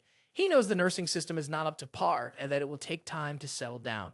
After seeing several patients, he gains enough experience to level up his pulse reading skill. Now, he can not only assess the overall health of the patient, but also detect symptoms related to the internal organs. In this way, his internal organs are going to help him detect any problems with the organs of the patient by consulting the patient's organs. The scene shifts to his organ realm, where everyone is ready to have a blind date with the patient's organs. The heart claims that he is not interested in anyone younger or older than 4 years old, one organ says. However, the liver points out that they are going to meet all the older people. Seeing them, everyone is disappointed by the idea of consulting. Despite their reservations, they give the results. They didn't find any abnormalities, aside from slight constipation. But the liver informs them that this person shows symptoms of hepatitis, so he needs to give up alcohol. The liver further explains that the old man's liver is likely to survive only for another 5 years. He is amazed to hear this diagnosis as it forms the foundation of every treatment. Determined, he now decides to awaken the other organs as well. Turning to his patient, he informs him about his liver's condition and prescribes medicine for 10 days. At the end, he deadpans that the man should stop drinking as he's likely to die in 5 years if he doesn't. Then he orders the patient to quit alcohol as the Crown Prince or he'll be thrown into jail. The man is completely petrified upon hearing this. Afterwards, he dismisses all the non-critical patients, sending them home. Then the servants turn to him, showering him with praise and apologizing for the mistakes they've made. He nervously encourages them while acknowledging their hard work. Meanwhile, he is thinking about establishing a proper nursing system, as it will be necessary if they admit more patients. He wishes his nurses from the modern world were here to help at this moment. Garden bursts through the door urgently and tells him that there is a patient who needs immediate care. The son of the family pleads with him, "Please save my mother." After laying her down on the bed, he asks the son about her condition. The son replies, "She's had a fever since this afternoon, and her condition has worsened since then." After checking her veins, he is horrified. He realizes that she might be suffering from the illness that killed 40,000 soldiers in Napoleon's army. With dread, he recognizes her condition as epidemic typhus fever, an acute fatal illness caused by rickettsia bacteria infection. He hesitates for a moment to accept it, but the liver informs him that it has indeed seen rickettsia bacteria in her blood. He gulps upon hearing this and asks the patient's son when was the last time she took a bath. The son replies, "She took a bath yesterday." He then asks about her bedding condition. The son answers, "She is a tidy and clean person." After finding no clues there, he asks, had she been anywhere where she might have encountered lice or fleas. The son then answers, she had slept on a farmer couple's bed, he said, when her carriage broke down on her way back home 15 days ago. To analyze her situation, he concludes that she must have epidemic typhus fever. He then informs her son about her condition while explaining that she is infected by lice. Seeing her age and temperature, he concludes that she might have pneumonia, could suffer from central nervous system damage, or might develop necrotic body parts. He then instructs the maids to clean the patient with warm water and change her into patient clothes. He orders them to burn her clothes and bedding, take a bath themselves, and burn their own clothes as well afterward. He even threatens to fire and punish anyone who disobeys his orders. He then orders her son to inform the family about her condition. Later, he stands in the kitchen where he has made a kudzu root tonic soup, a type of fever painkiller for his patient. He then gives her the first dose of the soup. 3 days passed, and they care for her continuously, but unfortunately, her condition does not improve due to the persistent high fever. He now understands that the soup dose is not enough for her condition. She needs a balance of yin and yang. As her yin energy has been trained, he realizes that he must find medicine with strong yin energy to restore her balance. He thinks for a while about where he can find such a medicine. Realizing that it may be in his father's secret treasure vault, he orders the garden to prepare a carriage for him. He isn't sure whether he will find it there or not, but he intends to use his privilege as crown prince, hoping his father might help him. After a while, he is seen greeting his father, who asks, "Why have you come at this late hour?" He requests permission to enter the secret palace vault. Sensing his father's confusion, he reveals the condition of his current patient, who is severely ill. His father questions, "How is this related to your request to visit the vault?" He explains that he is searching for a medicine to cure her and might find something there. In response, his father expresses disbelief, suspecting that he is making an excuse to access the vault for his own gain. Meanwhile, his father seems amused by his son's predicament, a fact the crown prince notices and finds quite annoying given his father's antics.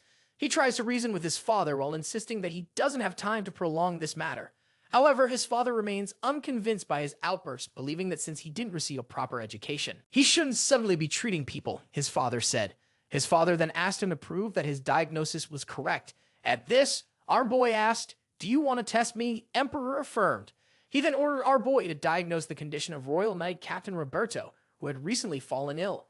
If his diagnosis was correct, he would grant him access to the vault. Our boy checked the captain's pulse, while his father, quite arrogant, assumed that he wouldn't be able to determine his condition, as only he, the captain, and the captain's wife knew about it. After a few seconds, our boy announced that Captain has partial baldness. This shocked both the captain and the emperor. The emperor pointed to the captain's full shiny hair. This prompted our hero to remove the captain's wig in response. The captain looked as though he were about to break down. Our hero then turned to Damien and ordered him to proceed. On their way to the vault, Damien remarked on the harshness of his move to remove the captain's wig. He carelessly replied, "I'll treat him next time." During their discussion, they finally reached the vault. The guards handed him the secret pass to enter. He asked what happens to someone who doesn't have this. The guard explains that it activates the attack magic within the vault and will also track his time inside. If he exceeds the allowed time, he will be killed. Finally, he tells him he is allowed inside the vault only until daylight. Shocked to hear this, he realizes that they have only a few hours. He rushes toward the vault, only to stop when the guard informs him that he's headed toward the intermediate area. Annoyed that his plan didn't work at all, he remembers that his father has only granted him access to the basic area, where he can take only one item. Frustrated, he complains that his father tricked him, never mentioning the level restrictions when he tested him. Still annoyed with his tricky father, he resolves to avoid taking his help in the future. Once inside the vault, they are surprised by its vast size. He sets an alarm for the entire night and turns to Damien for help. Damien asks, "How can we locate what we need?" He replies, "We're looking for anything with ice properties." Once you find something related, write down the location so I can check it out later. They then split up to search both sides. However, he is unable to find anything useful and hopes that Damien will have better luck. When his bodyguard stands in front of him, he asks about the list. Damien hands him the list, but he quickly realizes he can't read it. Damien leads him to the location of the shield, which he found. This is the only item in the vault with ice properties. He examines the description of the shield. It's a basic item. When infused with mana, it can manifest an ice shield. It looks more like a buzzer to order coffee, but his eyes stay glued to the description, reading how it forms the ice shield when infused with mana. With that, he begins to infuse his mana into it to test. It starts buzzing with his mana. He's careful not to overdo it, knowing there's a limit to how much mana can be used to deploy the shield. Then he infuses his mana again, this time more carefully, like he perfectly set the shower temperature in his previous life. He feels a chill, and finally, an ice shield forms in front of him. He happily turns to his bodyguard and says, "I'll need your help later." Now they need to go to his bonus HP is patient. The next moment, the guards see him coming out of the vault with his bodyguard and notice the sword at Damien's belt. One guard asks, did they choose that sword? But they're interrupted by the crown prince, draped in numerous jewels and a velvet cape worthy of an emperor. When the guard looks at him, the crown prince annoyingly informs him, "You're supposed to be free of all these embellishments." Later, inside the side palace, Garden wakes up from his sleep due to some noise. He sees that Damien and the crown prince have returned. Seeing them together, he feels pleased, believing that Damien is capable enough to protect Raquel, and that Raquel has also found a friend in him. With this thought, he makes some tea and brings it downstairs for them. However, he spills the tea as soon as he sees Raquel activating his shield while Damien attacks him with his sword. He exclaims, "That's an act of treason." Let's go back a few minutes. The Crown Prince told Damien he needed his help with something. Damien, who was truly impressed by the Crown Prince's passion to treat people, was ready to obey any of his orders. But as soon as the Crown Prince asked him to hit Raquel with his sword until the ice shield breaks, his expression shifts to annoyance.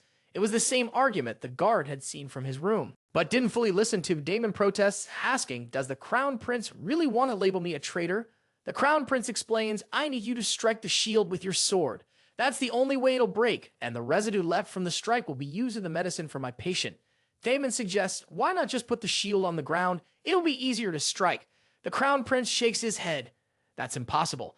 I need to constantly infuse mana to maintain the shield." Damon pauses, then concludes, "So, you need me to break the shield without hurting you." Being a smart person, Damon adds, "I'll need a bonus for each strike I land. What you're asking me to do will mark me as a traitor. I can't do it without compensation." Raquel, with a snobby tone, asks, "You want payment for hitting me?" Damon responds politely, "I truly respect everything the Crown Prince is doing for everyone. But this is a different matter. I want to be paid." The Crown Prince understands Damon's demand. He knows that Damon has faced many financial struggles, which have led to his misery. It's only natural for him to ask for something in return. Raquel then hugs Damien while happily saying, "You're just as I read about you." She makes Damon's expression sour. With that, he opens the shield and tells him, "Damon, you will be granted a day's salary with each strike." Damon expresses his hope that he will get paid on time while striking him with his sword. On the other hand, to witness that scene in front of him, our poor Garden has lost consciousness. After the first strike, Damon tells him, "I'm going to increase the strength of my attack. My current power might not be enough to break the shield." Damon stops his strike to see the Crown Prince, who looks like he's in great pain. Damon reminds him, "I haven't attacked yet, but the shield isn't broken by his strike." Damien asks, "Do you need to increase your strength?" However, our boy accuses him, "You're increasing your bonus amount by striking with a weak strike." It fires up his bodyguard, and this time, he finally breaks the shield. As soon as he sees that, our hero starts dancing like crazy at the prospect of more bonus life. When he turns to enter the palace, he finds the faint form of Garden and wonders, why is he sleeping there? After a while, he is seen making a typical kudzu root tonic soup, in which he has also added fragments of the ice shield. Then he decides to store some in his mana slots. His system informs him that he has gained a new skill called tonic concoction. With this skill, not only will the tonic he makes be 10% more effective, but he can also analyze its effectiveness, toxicity, and other side effects. When he places the tonic, his system asks if he wants to utilize his skill to analyze it. He agrees to do so. The system then reads the description, informing him that the tonic can restore water energy and induce fever, with other cautionary instructions on its use. He is quite happy to read this, as it means he no longer needs to experiment with the medicine on himself. Upon analyzing that it can recover water energy, he is sure it will aid in the recovery of Madame Dinrier. With this determination, he brings the suit to her room. He asked about her well-being from her son, who answers disappointedly that she hasn't recovered a bit. Seeing her energy further depleted, he hopes this soup will work. He coaxed her into taking the tonic, though she complained that it was a bit bitter. He explained bitterness often comes with effective medicine. He then took care of her for the next 10 days. Everyone was astonished to see him feeding the patient and taking care of her by himself. That earned him much respect from his subordinates. Meanwhile, he fought through his own fatigue, wanting to survive just a little longer to earn that bonus life since he was almost there. With that, his system congratulated him, informing him that he had finally cured his patient's epidemic typhus fever. Thanks to his great effort and the respect he earned from his subordinates, his medical treatment skills leveled up, now increasing his effectiveness by 1.5 times. Along with his patient's recovery, he also gained a life expectancy of 146 days and 8 days of bonus life. Upon realizing that he could earn rewards this way, our boy impishly considered creating a false image of himself, one that would earn him praise and respect from those around him. This, in turn, would bring him even more bonus life. The scene shifts to the carriage moving through the woods with our hero riding inside.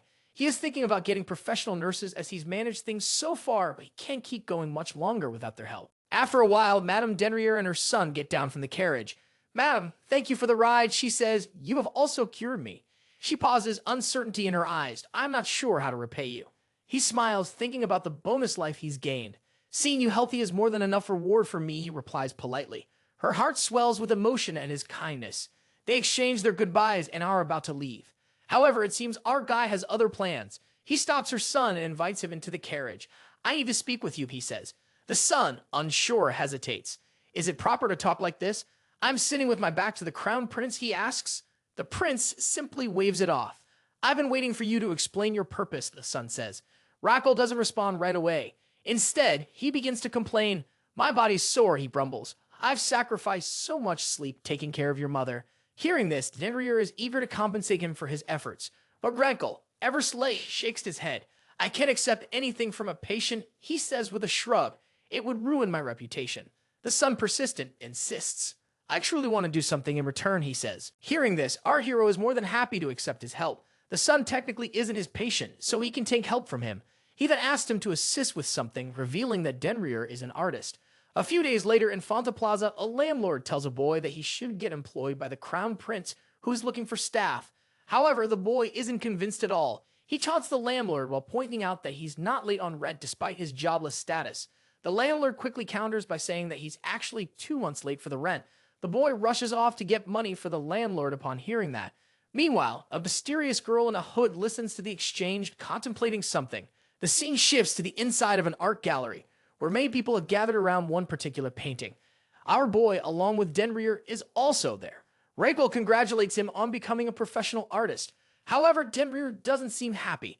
When you see the paintings he has created, it's clear why this poor artist isn't thrilled to display his art. Several of the pictures depict the crown prince, with the first one showing him in a crazy pose alongside a captain. With the words, "I want you," other paintings show some cool poses, including one of him with his companions.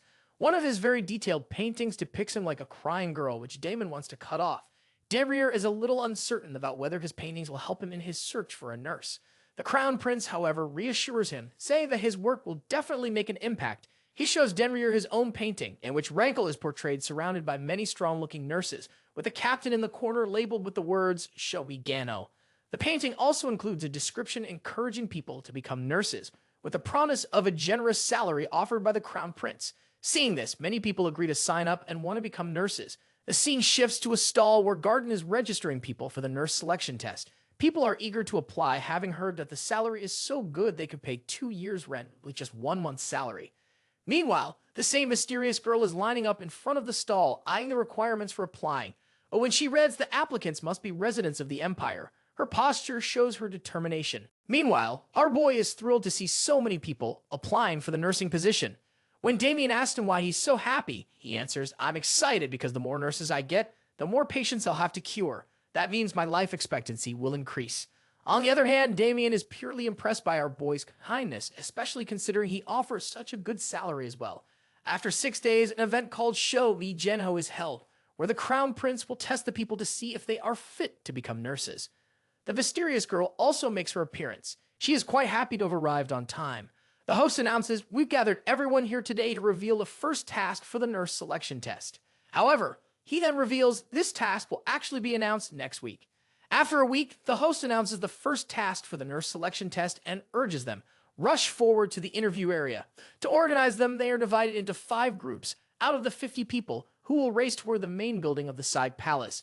But the twist is that only 10 candidates from each group who reach the side palace first will get selected for the next task. The remaining will be disqualified, which shocks everyone. They rush toward their destination in order to reach it earlier.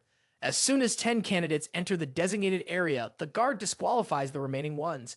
Then they immediately begin the next task, which tests their ability to find an ingredient that is stored improperly among the numerous ingredients presented to them. While doing this, one of the candidates falls down. Everyone looks at him and wonders for a while whether they should help him or not, but none of them move from their tables to assist. Our boy watches everything with a serious expression, then announces the end of the test. He informs everyone that they will be notified about the result after a few days. They all leave worrying about their test results, but no one came back to help the ill candidate.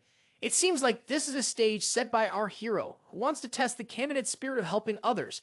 As soon as the candidates leave, he hurries to the ill person, who is none other than Damien. Damien is concerned about whether he has acted well or not. The boy informs him that he has overdone it and needs to perform more naturally. He says this while putting on a dramatic act of falling ill in front of Damien. Then he asks about the candidate's progress, to which Damien replies that they have all failed. Our hero adds that character is more important for a nurse than skills, which can be learned later. Next, they move to the next group, who also fail. Not only that, but all of the groups fail, leaving our boy flabbergasted. No one cares enough about their fallen candidates, so he decides to take a walk to clear his head. Meanwhile, he's also thinking that there are no candidates left, and he urgently needs to find a nurse. When he reaches the gate, he finds his guard arguing with a girl. The guard says to her that she is not allowed to participate because she isn't human. The girl retorts, emphasizing that she is a human. Witnessing the scene before him frustrates him. Not only do they already lack enough candidates, but now the guard refuses to let her in. At this, Damon deadpans that the girl is a werewolf. He points out that she doesn't have a tail, but Damon responds that she might be hiding it under her loose clothes. Damon suspects Racco might be uneasy about the idea of a werewolf as a nurse. However, our greedy hero is eager to find a nurse. Sees a werewolf as the perfect candidate for a nurse due to her abilities. Meanwhile, the girl tries to defend herself as a citizen of the nation, but the guard insists she's just a beast. Their argument is interrupted by the crown prince, who scolds his guards and tells them to stop. The girl, as a citizen of the capital, has every right to apply for the job, he says. He then orders the guard to apologize to her, leaving her completely baffled. I also apologize to you on behalf of my guard, he adds. The girl introduces herself as Ains. I'll test you now, the prince announces. This startles her. Noticing her bewildered expression, he continues, as a werewolf, you have great stamina, but I want to see it with my own eyes. He places her in a race against his guard. We'll race to the fountain and back. The winner is the one who returns first, he explains. Ains is fired up to hear this. She turns to the guard, ready to face off. Both Ains and the guard are prepared to beat each other in the race. They rush toward the destination, and Ains takes the lead. Within a few minutes, he touches the pole of the fountain and rushes back. As she passed the guard, she noticed his slow pace and confidently believed she would win. The guard, already nervous, twisted his ankle and fell. She quickly realized he might have dislocated his shoulder. Though determined to keep going, she couldn't just leave him there. She turned back to help, carefully setting his shoulder back in place, which made him cry out in pain. At that moment, the young man congratulated her. You're hired. He then handed her the necklace crafted by George. Afterward, they sat inside. The crown prince presented her with the employment contract. When she remarked that it looked complicated, he encouraged her to read it at her own pace. He was eager to recruit her, not only because of her strength, but also because of her steadfast character. She was perfect for the role. Moreover, he had seen how she didn't hesitate to help the injured guard, even if her method was a little rough. Still, that willingness to act was a quality he valued and wanted to see in more people. Once she finished reading, she looked serious and said she wanted to add a clause of her own. She began, I am the leader of my tribe.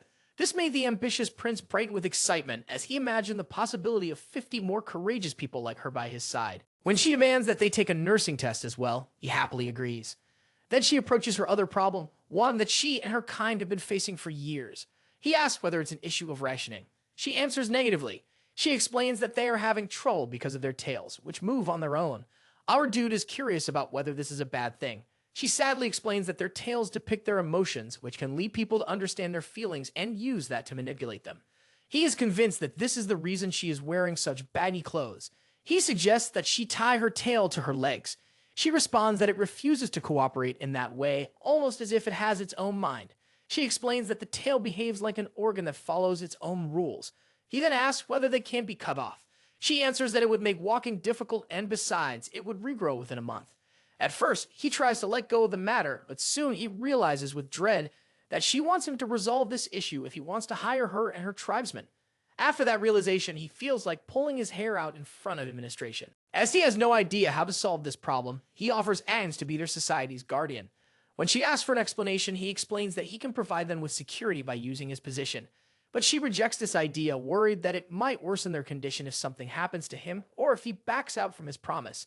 In this way, it's just a temporary solution.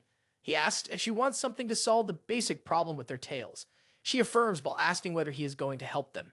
He answers frankly, "I don't have much choice, but I don't have any idea yet, so I will start searching for one." Upon hearing this, she assumes that he must be an honest person since he doesn't make any false guarantees. Then she tries to excuse herself, but he offers her to stay at his palace. As soon as she leaves, he again yells in frustration, not wanting to lose talent like that of werewolves. Later, he is found in the library, looking exhausted, but still hasn't found anything. He's interrupted by a loud yell from Garden, which scares the life out of him. He complains to Garden, who always startles him like this. When asked, Garden tells him not to stress further because he'd get sick from it. He retorts that he's getting sick because Garden always startles him, nearly giving him a heart attack. At that, he first refuses our guy's claim, but then changes his tactic. He tells him that he'll soon get wrinkles if he keeps frowning. Our boy smiles softly at his doctor's antics because he knows he's doing this to help him feel better. He nonchalantly remarks, "If I get wrinkles, I'll just get Botox treatment." To Gordon's confusion, he starts to explain what Botox is, but then stops with the realization that Botox could be his solution. Botulinum toxin is a highly potent poison used to paralyze. To test this, he decides to use a local poison to paralyze the tail of the werewolf. For this purpose, he's going to use Cusman poison. He then orders Garden to bring Cusman poison to Aang's room as he's heading there. Once they're inside her room, he informs her that he has somehow found a solution to her problem. However, before proceeding, he needs to analyze her body in both human and werewolf forms. First, he needs to find the exact spot where he should apply the poison to paralyze the tail. For this purpose, he analyzes Aang's acupressure points and mana flow, which are slightly different from those of humans. The location of her gutter vessels differs, and the acupressure points on her hips are farther apart, likely due to her tail. Between those two acupressure points, he finds a blood vessel that connects to her tail. He then asks her to transform into wolf form, because he wants to examine the tail's acupoint in her beast form as well. With that, she transforms into a werewolf. After looking at her, he remarks, "You're not as big as my dog, Dengil," which irritates her. She doesn't respond. He realizes it's because her mouth structure changes when she transforms, making speech impossible. Then they play a little after he checks her up. After finishing her checkup, he's found in his study, preparing for the second part of the procedure. He needs to know the ingredients in the poison to determine the exact amount he should use on AG to paralyze her tail. He considers asking Cusman for the ingredients, but rejects the idea, knowing he can't trust him. Instead, he decides to store it in his mana slots. As soon as he opens his mouth to test it, his organs start screaming at him to stop up in the realm. They're worried about Rackle, who seems intent on testing this poison on himself. His liver in particular is anxious, knowing he's risking his health with this dangerous experiment. His liver adds that he will be the one who has to detoxify the poison Rackle plans to take. His liver shouts at him, "Test it on a summoned creature instead." In response, Rankle exclaims, "You're cruel to think I would test poison on such a cute little thing." His organs protest again, insisting that he can't use his body as a test subject. Then his liver informs him there are some summoned beings specialized in analyzing ingredients, including poisons. Liver's statement makes him pause, considering the suggestion. The liver adds, "I met this particular summoned creature once while waiting in the waiting room." This piques Rakel's curiosity. He asks, "What's this waiting room?" The liver explains it's a place where unawakened organs and unsummoned creatures rest in a dormant state. This sparks more interest, but both his liver and his system inform him that access to this information is restricted, so he can't explore it further. Rapala tries to coax the liver into revealing the traits of that summoned creature. As he is hoping to get an advantage when it's time to summon his next creature, the liver nonchalantly refuses. The other organs begin to laugh at his expense, which irritates him. Subsequently, he decides to show his organs who's boss by holding his breath. As soon as he does so, his lungs and heart start to panic from the lack of oxygen and are on the verge of losing consciousness. Seeing them like this, his liver finally tells him the trait of the summon he wants. After a while, he successfully summons a sunfish named Bob. He watches Bob playing with Gome. Then he lures Bibach to taste the capsule containing the poison by telling him it has a great taste. This earns him the title Heartless from his organs. He then focuses on his summon, who has eaten the poison. Bibach has the ability of immortality, so even if it eats poison, it revives and writes down everything in a journal it has eaten. Therefore, Bibach revives and writes down every trait of the venom on a card with teary eyes. By interpreting the traits and ingredients of the venom, our dude concludes that this kind of venom has the ability to weaken Botox because of its potential. Now, he's ready to accurately prepare the venom he needs to paralyze Aang's tail. He calls for Garden, who appears in front of him out of nowhere. Garden is shocked to see another summon besides his master. Our guy makes a terrible lie claiming the summon came here looking for him because he's quite famous. Garden comments that Rankle reminds him of a great person named Lloyd Fronta. This man was the builder who transformed this kingdom into an empire. Our guy agrees, having read about him. This legendary builder had 5 summoned creatures. Cautiously, our boy asks whether Lloyd was truly a great person. Garden explains that Lloyd laid the foundation of the empire, but was known as someone who was popular on Fridays. Our boy doesn't understand the meaning behind Garden's words and orders him to bring Agnes there. While Garden escorts Agnes to the Crown Prince's room, she doubts whether Rackle has really found a solution to her problem. Seeing Garden, she comments that he looks nervous. He retorts that the same could be said about her. She accuses him, saying it's because he saw her tail. Realizing his mistake, he apologizes, which lightens her mood. They'd formally introduce themselves to each other. After this, they move forward. When they're near the room, he nervously tells her, "You might be shocked when you learn about the treatment procedure the Crown Prince has prepared for you." This makes her ponder over the treatment she'll receive. She enters, and our guide offers her a seat. As she settles herself, she expresses her doubts. "Are you sure you can find a solution within a day?" she asks. He answers affirmatively. "Trust me," he says. Still nervous, she presses, "Can you explain your method of treatment?" He casually responds, "I'm going to poke your tail with a needle multiple times, then inject poison into it." Hearing his method, everyone cheers for him. On the other hand, she looks at Garden, who asks her to trust Rocky, then around at everyone else, who expresses the same faith in him. In her mind, she shouts they're all crazy, including the prince. On the other hand, Agnes doesn't find him trustworthy, but decides to give it a shot. If the treatment is successful, her kinsmen won't have to suffer anymore. For their sake, she resolves to take the risk. When she agrees to the treatment, the maids cover her body and take out her tail from the hole they made in a sheet. When he goes to check on her, he is once again amazed by the Azeron core technique. It helps him see acupoints that are impossible to detect with any modern machine. He always yearned to know the existence of these acupoints when practicing traditional medicine in his world. He begins the treatment by inserting the needle into the Zhuanchu acupoint. He then pours 0.01 milliliters of muscle-paralyzing poison from his slot. Next, he injects it into the Mingmen point.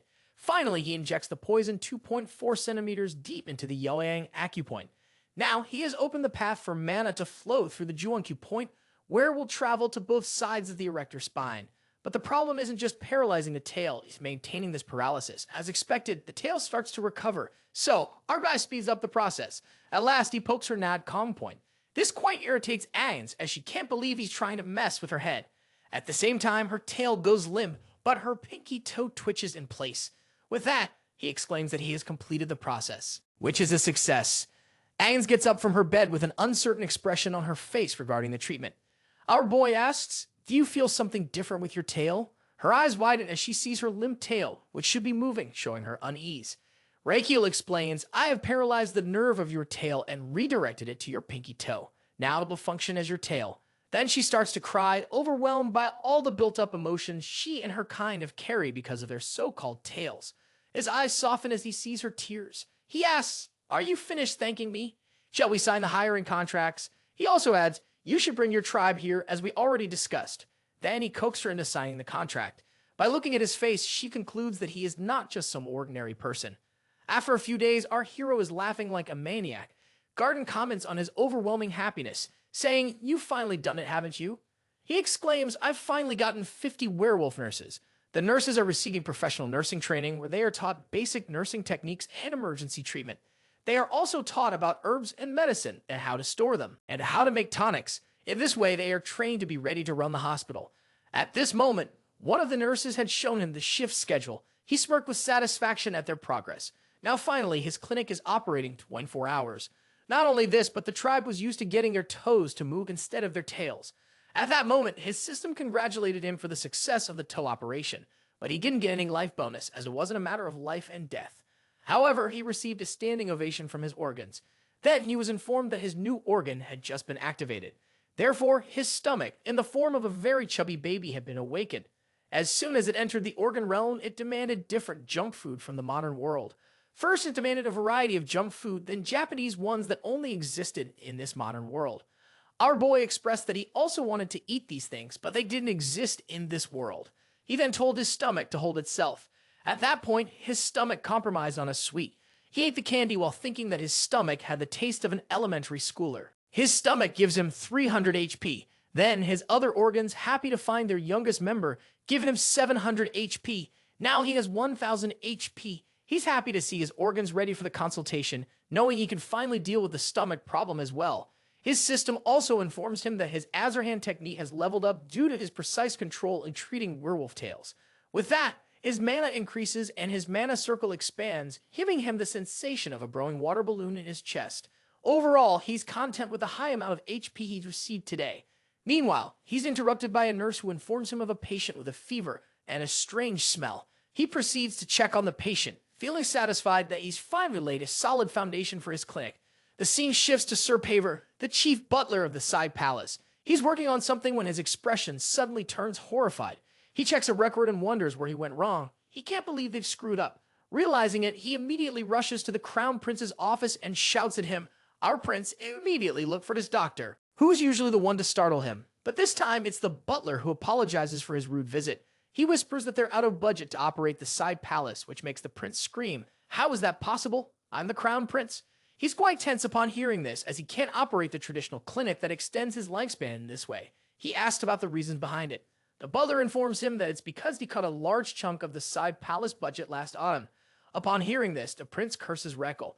After a while, the butler explains the reasoning behind the prince's budget-cutting decision. The prince first thinks he won't live long. Secondly, he hadn't been using the budget since he's hardly out of bed. The butler informs him that he should be happy, as his health is much better than last year. He comments dryly, I'm not happy at all. He lies down on the floor, thinking about how broke he is now and how life is all about money. Then he thinks about Rankle, who should be blamed for this fiasco. He decides to find a solution to the problem, as he can understand why Rankle did it.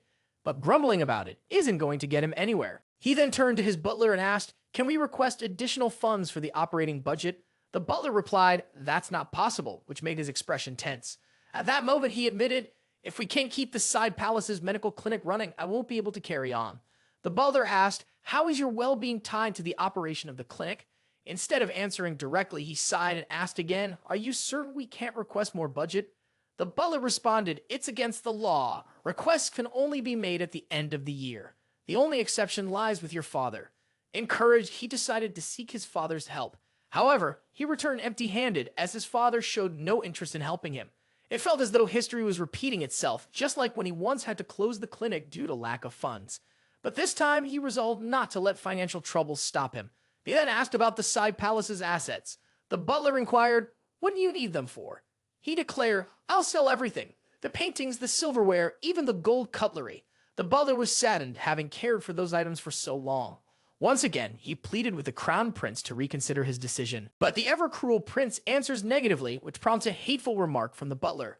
A few days later, he turns to his trusted men about the issue of the budget. They've sold the luxury items, but it's not a permanent solution to their problem.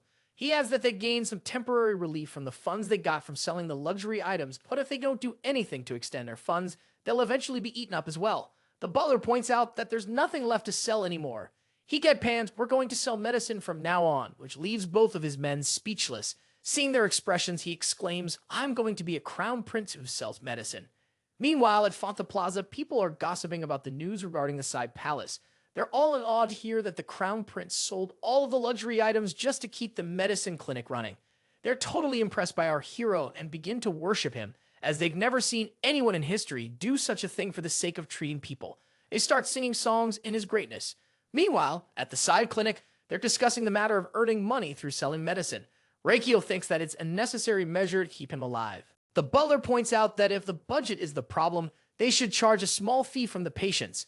But he rejects this thought, as not many people will come for treatment if that's the case. He needs as much life bonus as he can get. He then expresses that he's going to sell very expensive and effective medicine that people might buy just for display purposes. In other words, he's going to launch his own medicine brand. Any rich household will be proud to have his branded medicine. He exclaims at the end, "I'm going to sell super luxury medicine, which will become the symbol of a person's luxury and high status in society." Listening to him, both of his subordinates are quite blank. The butler asks, "Does such medicine even exist at all?" He explains that it's called the golden minner calming pill, made from the gallstone of a minner. Basically, Koreans are used to using calming pills to calm their nerves. This pill is also used for curing brain illnesses, heart problems, and high blood pressure. On his way, he explains the details of the medicine to Damien, who has doubts about whether people will really purchase it. He replies they're definitely going to buy it. Because he's going to present it as something rare, like a limited edition, they'll buy it at all costs. It's the psychology of people. He adds, "I'm not going to use bull, but the gallstone of the minner, which will urge them to buy it." However, his confidence is shattered by Damien's words of disbelief. "Do you really think anyone will buy it?" Damien points out again, "If this medicine is so effective, why haven't I heard of it?" Rockel answers, "It's because it comes from the fallen kingdom called Giant." Damien dryly remarks, "I haven't heard of this kingdom either." Our prince chimes in, "I heard about it in my dream, and all the medicine I'm learning comes from my dream." While looking at his back, Damien thinks to himself that Garden is a naive person, someone who's going to believe every bit of nonsense their crown prince throws at him. But in his case, he only cares about getting his salary on time. He runs after him and asks, "Are you really going to treat people without a license?" The prince halts in his steps. Damien stresses, "You need to pass the doctor exam to get the license, just like Garden did." The prince turns to Damien, nervously chuckling, "I didn't know about it." Damien replies, "We need to solve the funding problem first. For this purpose, I need a gallstone from a Minotaur." But the prince interjects, "We don't have any at the herbal store." It seems like people there aren't using the bull to make medicine. Damien asks, "What's your solution to this problem?" The prince exclaims, "I'm going to buy a live Minotaur for this purpose." He continues, "I'm going to Cremo to attend the monster auction at the auction house to get one."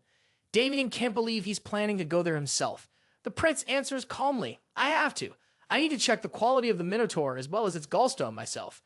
Damien thinks, smiling to himself, that this man is crazy. At that moment, Agnes arrives with a carriage and gestures for them to get in. Damien asks in disbelief, "Are we really going to depart now?" The prince replies, "Time is more precious to me than gold." He then urges Damien, "Get in before Garden comes after us." Once the carriage is on its way, Garden comes running, yelling, "How could you leave me like this?" The prince yells back, "I need you to stay behind and take care of the clinic." While on their way, Damien comments on the comfort of the horse-drawn carriage. Our prince arrogantly replies, "It's what you'd expect from a crown prince's carriage." It's shown that they're actually lying down in coffin-like spaces, and Damien still insists that it feels strange. Their journey carries on for 8 days, and one evening, Agnes gets up from her spot on top of the carriage, her senses heightened.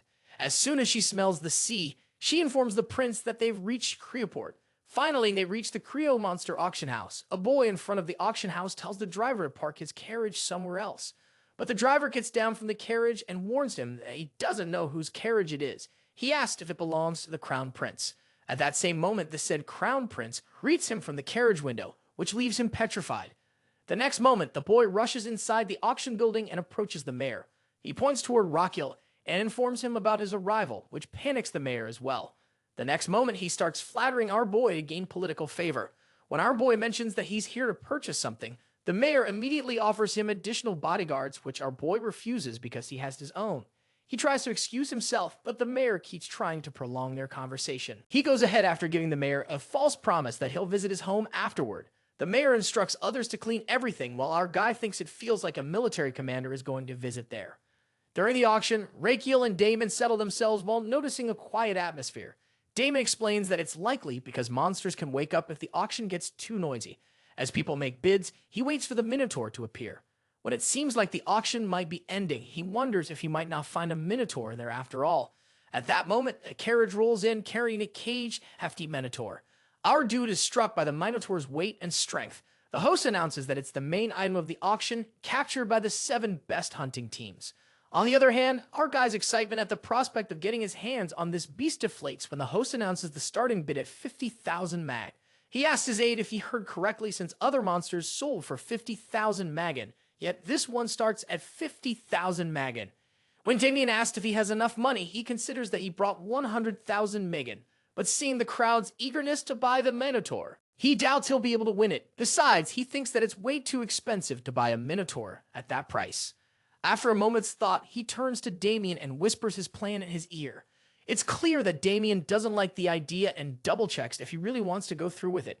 After receiving confirmation, Damien comments that the idea sounds like something a thug would suggest, but he just chuckles, saying that it doesn't matter if he's compared to a thug as long as it will work. Then Damien leaves and our guy watches the auction with anticipation as the bidding price climbs. He hopes Damien returns before the price gets too high. After a while, the mayor arrives and greets him. Our prince pretends to be surprised to see him. Seeing the prince's expression, the mayor catches on and understands that the prince wants everyone's attention right now. Eager to gain the prince's favor, the mayor is more than willing to play along.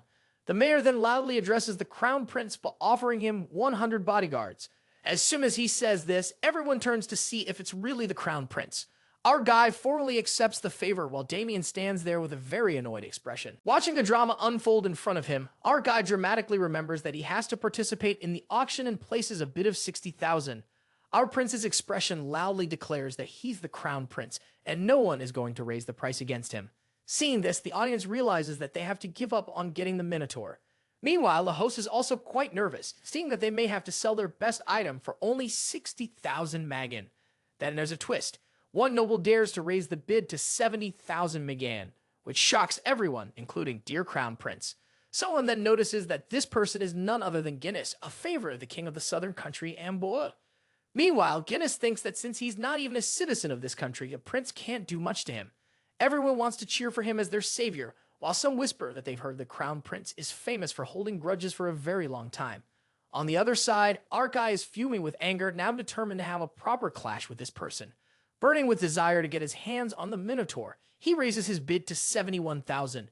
Guinness raises it by another 1,000. Bringing the bid up to 80,000, the bidding continues like this. Finally, a host announces that their main item has been sold for 250,000 Magan, and the winner is Guinness, who is quite obnoxious about having the upper hand over the crown prince.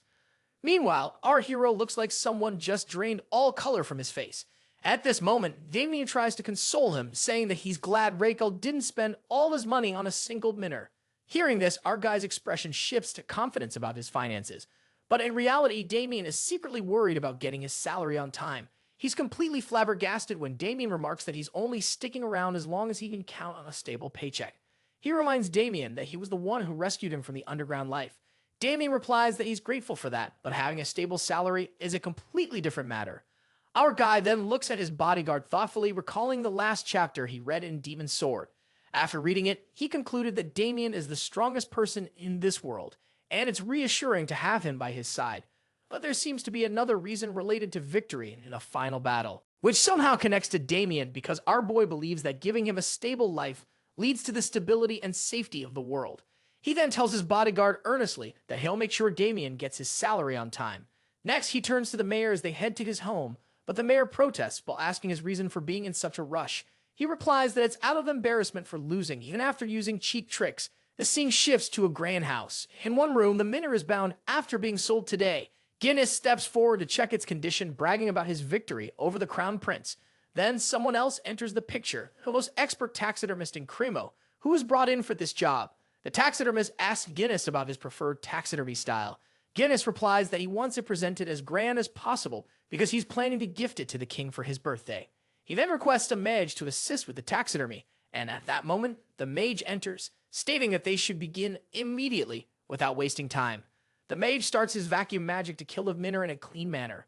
As he's being killed, the minnow thinks of his family and laments how cruel humans are for mistreating him this way. While thinking he's broken their magic, it snaps the chain he was bound to. Meanwhile, in the mayor's house, our guy crashes onto his bed, looking exhausted. His whole body protests from the grueling schedule. Determined to buy the minnow tomorrow, he insists he'll manage with one lad, though his bodyguard doesn't seem convinced. Their conversation is interrupted by one of his men, who warns him of upcoming trouble, for which they need to evacuate immediately. Rakiel demands an explanation. At that same moment, the wall is smashed open. Damien is in front of him, instantly ready to protect the prince, but the monster throws him aside. As the dust clears, our guy is petrified to see that the monster is none other than the Minotaur. A few moments ago, with the force of the Minotaur's break from Mage's magic, everyone is knocked down around it, except for the evil Guinness. He shouts at the Minotaur, claiming that it can't harm him because he's its master. But the monster doesn't understand the meaning of master and starts to chase him instead. While looking for an escape route, Guinness spots the mayor's house and decides to take refuge inside. He hides behind a wall and shouts in an attempt to distract the Minor. In a way, he's somewhat successful at it. Now, the Minotaur is right in front of the guy, ready to smash him. Our dude is ready to escape, but suddenly he notices its eyes and stops for a moment. They seem like the eyes of a creature in pain, suffering greatly, much like one of his patients. The Minotaur then remembers that our boy is the same guy who bit on it, and in a fit of rage, it attacks him. However, its strike is intercepted by Damien's sword, who urges the prince to escape.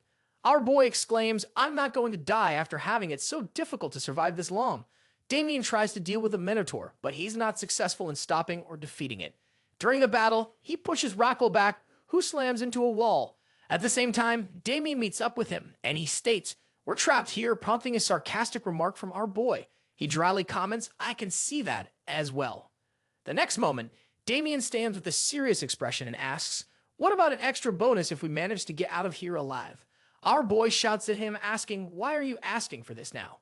What if I don't provide it?" Damien responds, "I'll escape alone if necessary." He then tells the prince that he's going to fight the Minotaur, which will give him an opening to escape. Rocco hesitates as the path to escape is blocked. Damon nonchalantly suggests you should just jump from there, but that's not an option for our boy. Damon adds it's better to jump from here than to be crushed alive. He then explains that if he's injured, the guards will rescue him and take him to safety. With that, Damon attacks the Minotaur, and they engage in battle. The prince tries to escape through the opening Damon created, his face twisted with anxiety. But in his misery, he doesn't notice that instead of climbing a wall, he's scaling the Minotaur itself. He stops when he receives a warning from his system. His system gives him a full scan of the monster. It reports that the monster's heart is in very bad condition. The scan reveals stable angina pectoris, which means the creature is suffering from chest pain and its heart is about to clog up. Clinging to the monster, the prince realizes he's not in good condition to treat it and he's in danger himself. He can't jump or his body will be crushed in the process. Meanwhile, the Minotaur has a plan to crush the prince with its other hand, like squashing a mosquito, but it's distracted by Damien's attack, which misses its eye. Damon tells the prince to hang on, promising that he'll rescue him in a moment. Our crying boy pleads for him to do it quickly. Damon rushes toward the monster, looking for an opening to attack its shoulder or sides. He strikes the monster, trying to rescue the prince, but the prince is thrown from the balcony, making him believe he's about to die.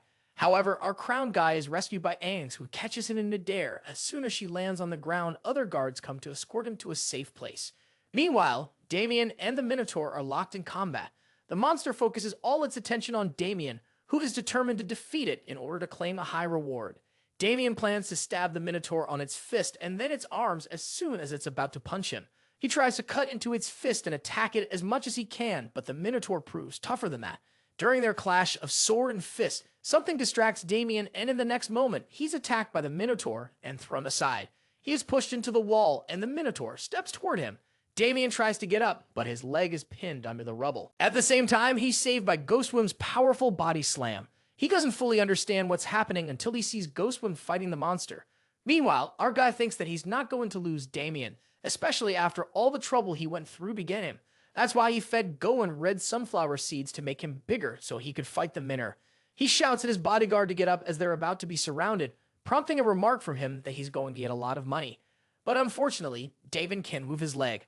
On the other side, the Minor throws Ghostwind into the air toward Damien. Seeing this, Rockwell shouts for Damon to hold on to Goen in order to escape. Damon does so, and Goen jumps from the second floor. Now they're in front of the Crown Prince, but not just his friend. His enemy, the Minor, also leaps from the second floor and howls at them, with everyone else following close behind. Rock asks about the well-being of Damien and Ghostwind. Damien answers that he's all right. He thinks about the Minotaur and wants the medicine from it, but he rejects the thought as it could cost him his life. He then suggested to his companions that they move to a safer place. At that moment, the mayor spoke up, "I'll take you and your companions to the safest location in the city." After some time, they arrived at the port. The mayor explained if we take the ship, the beast won't be able to follow us across the sea. This is our safest way out. Rockwell agreed with the plan and decided to escape this way. However, when they boarded the ship and invited the mayor to join them, the protagonist was surprised to hear him refuse. At that moment, Rockwell realizes that his bodyguard is right. The mayor's role is to protect the city, while his own role is to protect the imperial family. For this purpose, he has to survive, so he orders the anchor to be raised. However, just as their luck runs out, the Minotaur arrives, chasing after them. It leaps onto the ship, howling with anger. It tears apart the ship and swings the wood over their heads. "Get down!" Rock orders, urging everyone to avoid being hit. Meanwhile, Rock is also thinking about his next course of action. They have no way out of this situation now. On the other hand, his organs are shivering, sensing the danger around them. He tries to think it'll plan to escape, but is on the verge of tears when he realizes he hasn't awakened his brain. Damon jumps beside him. "Get to the deck and stay hidden there," he commands. Rockle asks, "What will you do in the meantime?" While unsheathing his sword and turning toward the Minotaur, Damon smirks. "I'm about to make a lot of money from this fight. The Minotaur better get to work to earn it." Damon rushes toward the monster and calls for Aang's help, but their combined efforts, along with some guards, go in vain as they are all thrown aside by the Minotaur, which remains standing tall. Seeing everything unfold, Rankle panics for a moment, but then he pulls himself together and looks closely at the Minotaur, analyzing its health condition to figure out how to defeat it.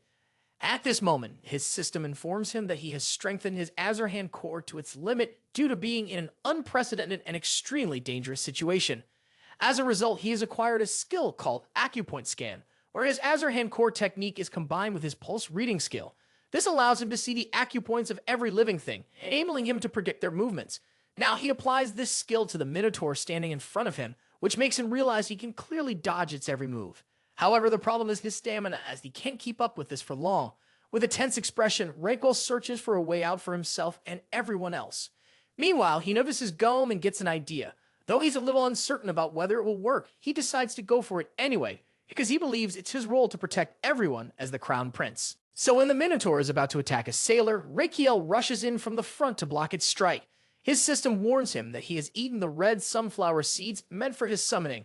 Our boy really becomes a giant with a red flower seed, and now has a one-on-one with this monster. However, his system informs him that he is not a summon, so he must have side effects from eating the red flower seed. He needs to consult the doctor immediately. He dryly reminds his system that he is a traditional medicine doctor. His system then informs him that his giant form will last only 3 minutes and he will fall into a coma once it ends as a side effect. Now he understands the severity of the situation. He has to end this fight within 2.5 minutes, which he is sure he can't do, and he might meet his end. As expected, the Minotaur gives him a hard punch in the face. He complains about how much it hurts, but normally he would be killed by this attack, so there is still hope. In order to test his hope, he hits the Minotaur with his head and hurts himself as well. Now it seems impossible to end this fight in the limited time. He needs to think quickly. He looks at his summon, who is exhausted from the fight. He wonders if his guards can handle it, but what if he faints? He has to do something quickly. He asks Musum to provide some thorns. After getting them, he grabs the Minotaur's neck in his arm as he prepares to use acupoints on him. He pierces the first needle into the Tianu point near its neck. This point is used for ascending and descending mana. Unfortunately, he can't pierce the thorn deep enough to reach the Minotaur's mana flow. He then orders Damien to attack the end of the thorn, and Damien does so immediately. His next target is to calm the monster mentally. To do this, he reduces the stimulation of the sympathetic nerve and increases the stimulation of the parasympathetic nerves. He then targets another acupoint and asks Damien to dig the needle deeper. After a while, he targets several acupoints to prick its blood and energy flow. He jokingly thinks that the Minotaur is behaving like a kid who doesn't want to get a shot. Now, I'll give it sweet if it behaves during the last acupoint, he thinks, which is the man point. This point is used for ear disorders. With this last point, suddenly the monster calms down as its pain disappears. Our boy says that it was kind of a coincidence as well to realize that his pain has disappeared. The Minotaur turns to our guy and thanks him, thinking he's the reason the pain is gone. At this moment, our dude falls down, whining that he's incredibly tired. He checks his internal organs, which are also protesting because the sudden size change disrupted their blood and breathing flow. At this moment, his time as a giant ends and he returns to his normal size. Everyone gathers around him in concern. Before slipping into a coma, he tells them that he will be in a coma for 5 days and that they don't need to worry about the Minotaur anymore. Then his coma period begins. After the fight, the Minotaur is subdued and everyone becomes worried about saving the ship, as it could sink at any moment. They have to head to the deck immediately since the ship is filling with water. Suddenly, the ship begins to move and everyone thinks it might be sinking. Meanwhile, the Minotaur, who wants to repay the kindness the Crown Prince showed him, picks him up and places him on his head in order to save him. This stuns everyone around them as they think it's trying to kidnap the Crown Prince. 6 days have passed since the kidnapping of the Crown Prince. And now we see a dark room where Damon sits in a chair. While looking at the rat at his feet, he wonders whether he is dreaming something he hasn't done in a long time. His thought process is interrupted by the inspection squad interrogator. It seems he's being interrogated because of what happened with Rakiel and the Minor. The interrogator taunts him while asking if he's sleeping in a situation like this. Damon makes an excuse, saying it's because he hasn't slept for days. The inspector shouts at him, "It's been 6 days since the Minor kidnapped Rakiel." The next day, the news reached the Emperor, and it took him 2 days to reach this city. The interrogator continues, "You've done nothing in the meantime. You haven't found any clues about where the Minotaur took the Crown Prince or where the person who brought the Minor has gone." He then changes his tone, accusing them of doing it intentionally, claiming they wanted to harm the prince. At that, Damon taunts him, "Do you think every person who accompanied the Crown Prince is a conspirator working with the Minor to kidnap him?" He is furious to know that this interrogator is going to conclude such a ridiculous notion. However, the interrogator seems more interested in wrapping up the case neatly. He tells Damien that this ridiculous conclusion could be the answer to the question of who is responsible for the kidnapping of the Crown Prince. He plans to blame everyone, including the mayor and the people who accompanied the prince, as being responsible for the kidnapping. This would conveniently close the case. Damien grits his teeth, thinking that this inspector just wants to close the case without any complications. That's why he's accusing them of being involved. The interrogator slightly tries to coax him into confessing. He offers mercy in the form of a swift death. Damien angrily tells him to go to hell. With an impish expression, the interrogator replies that he has other ways to make him confess. Then Damien is put into a cage that is hanging. He finds Agnes and the mayor in their respective cages as well. He notices they have ignited a fire below them after smelling the oil. Now he wonders whether they're going to burn them alive. The interrogator once again tries to coax them into confessing that they're the culprits, but Damien insists if they want something from me, he can tell them the truth. He angrily tells the interrogator that he is the one obstructing the search for the Crown Prince under the pretense of the investigation. He angrily agrees that he is more than eager to find him. After hearing this, the inspector orders his subordinate to light the fire. Meanwhile, Damien thinks that he doesn't want to die this meaningless death. Before anyone can do anything, they see the Minotaur coming toward them. To everyone's astonishment, it holds Damien's cage. Above the Minotaur, the Crown Prince is riding. He asks his subordinate, what's the reason for them being caged? It seems like the Crown Prince wakes up after 6 days on the island where he finds Urus, who was once his enemy, but now looks at him with loving eyes. After taking some time, they resolve their differences and become friends. He then thinks that it's a coincidence that Urus's pain was soothed by him, but he doesn't clarify it to him, because he wants Urus to follow him willingly. Then he tells Urus that he wants to help him in return, as well as that his chest pain will start soon, so they should begin treating it. He starts his acupoint scan and concludes that his Zangina isn't very advanced yet, so it can be treated later. Then he turns his scan to the gallbladder. He asks Urus whether he feels full after his meal, to which he gets a positive answer. He adds, it's because you filled your gallbladder with lots of stuff, so it needs to be emptied. He explains the process, but Urus doesn't understand a word and looks at him blankly. Finally, the Crown Prince decides to use simpler language. He asks Urus to press the spot he points to with his finger. He gestures for Urus to clench his fist and hit his solar plexus. Urus seems hesitant, but the prince urges him to do so. Urus complies, and by observing his condition, the prince concludes that something must be stuck inside. Finally, it's revealed to be a big piece of Colossetus. The Crown Prince is happy to have found this significant piece. He asked Urus about the condition of his bloating. Urus answers with a cheerful tone. The prince happily responds, glad that it's nothing serious and that now he has owned the Minor as well. He then asked Urus to go back with him, as they need to save his comrades. But Urus is hesitant to return. Because he fears they might fight again, the Crown Prince consoles him while assuring him that no one will harm him. On their way back, he spots the flag of the inspection squad, which answers directly to the Emperor, and concludes that their choice to return earlier was the right one. Back in the present, Rockwell shouts at the squad, demanding to know who is in charge of the inspection. The devil of an interrogator, he sneers, casually answers that he's in charge. This irritates the prince. Not only this, but the interrogator also has the audacity to accuse the Crown Prince of not being one, just because he brought a Minotaur into the city. Everyone looks at him with bewildered expressions, wondering what he's doing. Rockwell retorts, so you imply that I'm dealing with a doppelganger who's pretending to be the Crown Prince? The interrogator responds, it might be the case. There could be forces wanting to harm the imperial family, especially with the Crown Prince missing. Now he continues, the real Crown Prince needs to verify his identity. This infuriates Rockwell to his core. If you want to verify my identity, he says, then you should also verify the true faces of my people, to demonstrate his point. He starts with Damien, who had thrown himself between the Crown Prince and the Minotaur to buy him time. His fight with the Minotaur showed his loyalty and devotion. Meanwhile, Urus had broken its cage, allowing Damien to emerge from it. Then he turns to Ains, who quickly catches him before he falls from the second floor. If she hadn't been there, he thinks he might be a dead man. The next moment, she is free from the cage as well. As she steps in front of him, he says, "You show great courage and sacrifice." Then he turns to Sergio, his knight captain, the first one rushing to get him to safety. He looks at the other guards and describes their sacrifices and the efforts they showed during the fight. Listening to this, the royal guards discuss among themselves. They wonder if he might be the real crown prince, though they are confused about how he managed to survive. On the other hand, dread is clearly visible on the face of the interrogator. He was sure the crown prince wasn't coming. That's why he blames everyone in his party to close the case. This is how he's always done things. When an important person dies, someone must be blamed for it. He bows before the prince and starts begging for forgiveness, realizing that he's dared to question his identity verification. However, the crown prince remains unfazed by his drama and turns to the mayor, who chose to stay with his city to protect them, rather than run away. He then approaches the cage and states that the mayor is the best example of how nobility should fulfill their duties. He turns to the interrogator again and angrily exclaims, "Meanwhile, the head of the investigation squad is questioning my identity." He warns him dangerously, "It is my people, who have stayed by my side regardless of the circumstances, that have made me the crown prince." He stops him from making any excuses, already knowing what they will be. He reflects on the situation in Korea, where a similar incident had occurred. In the end, he concludes that the interrogator will be held responsible for the farce of the investigation he conducted.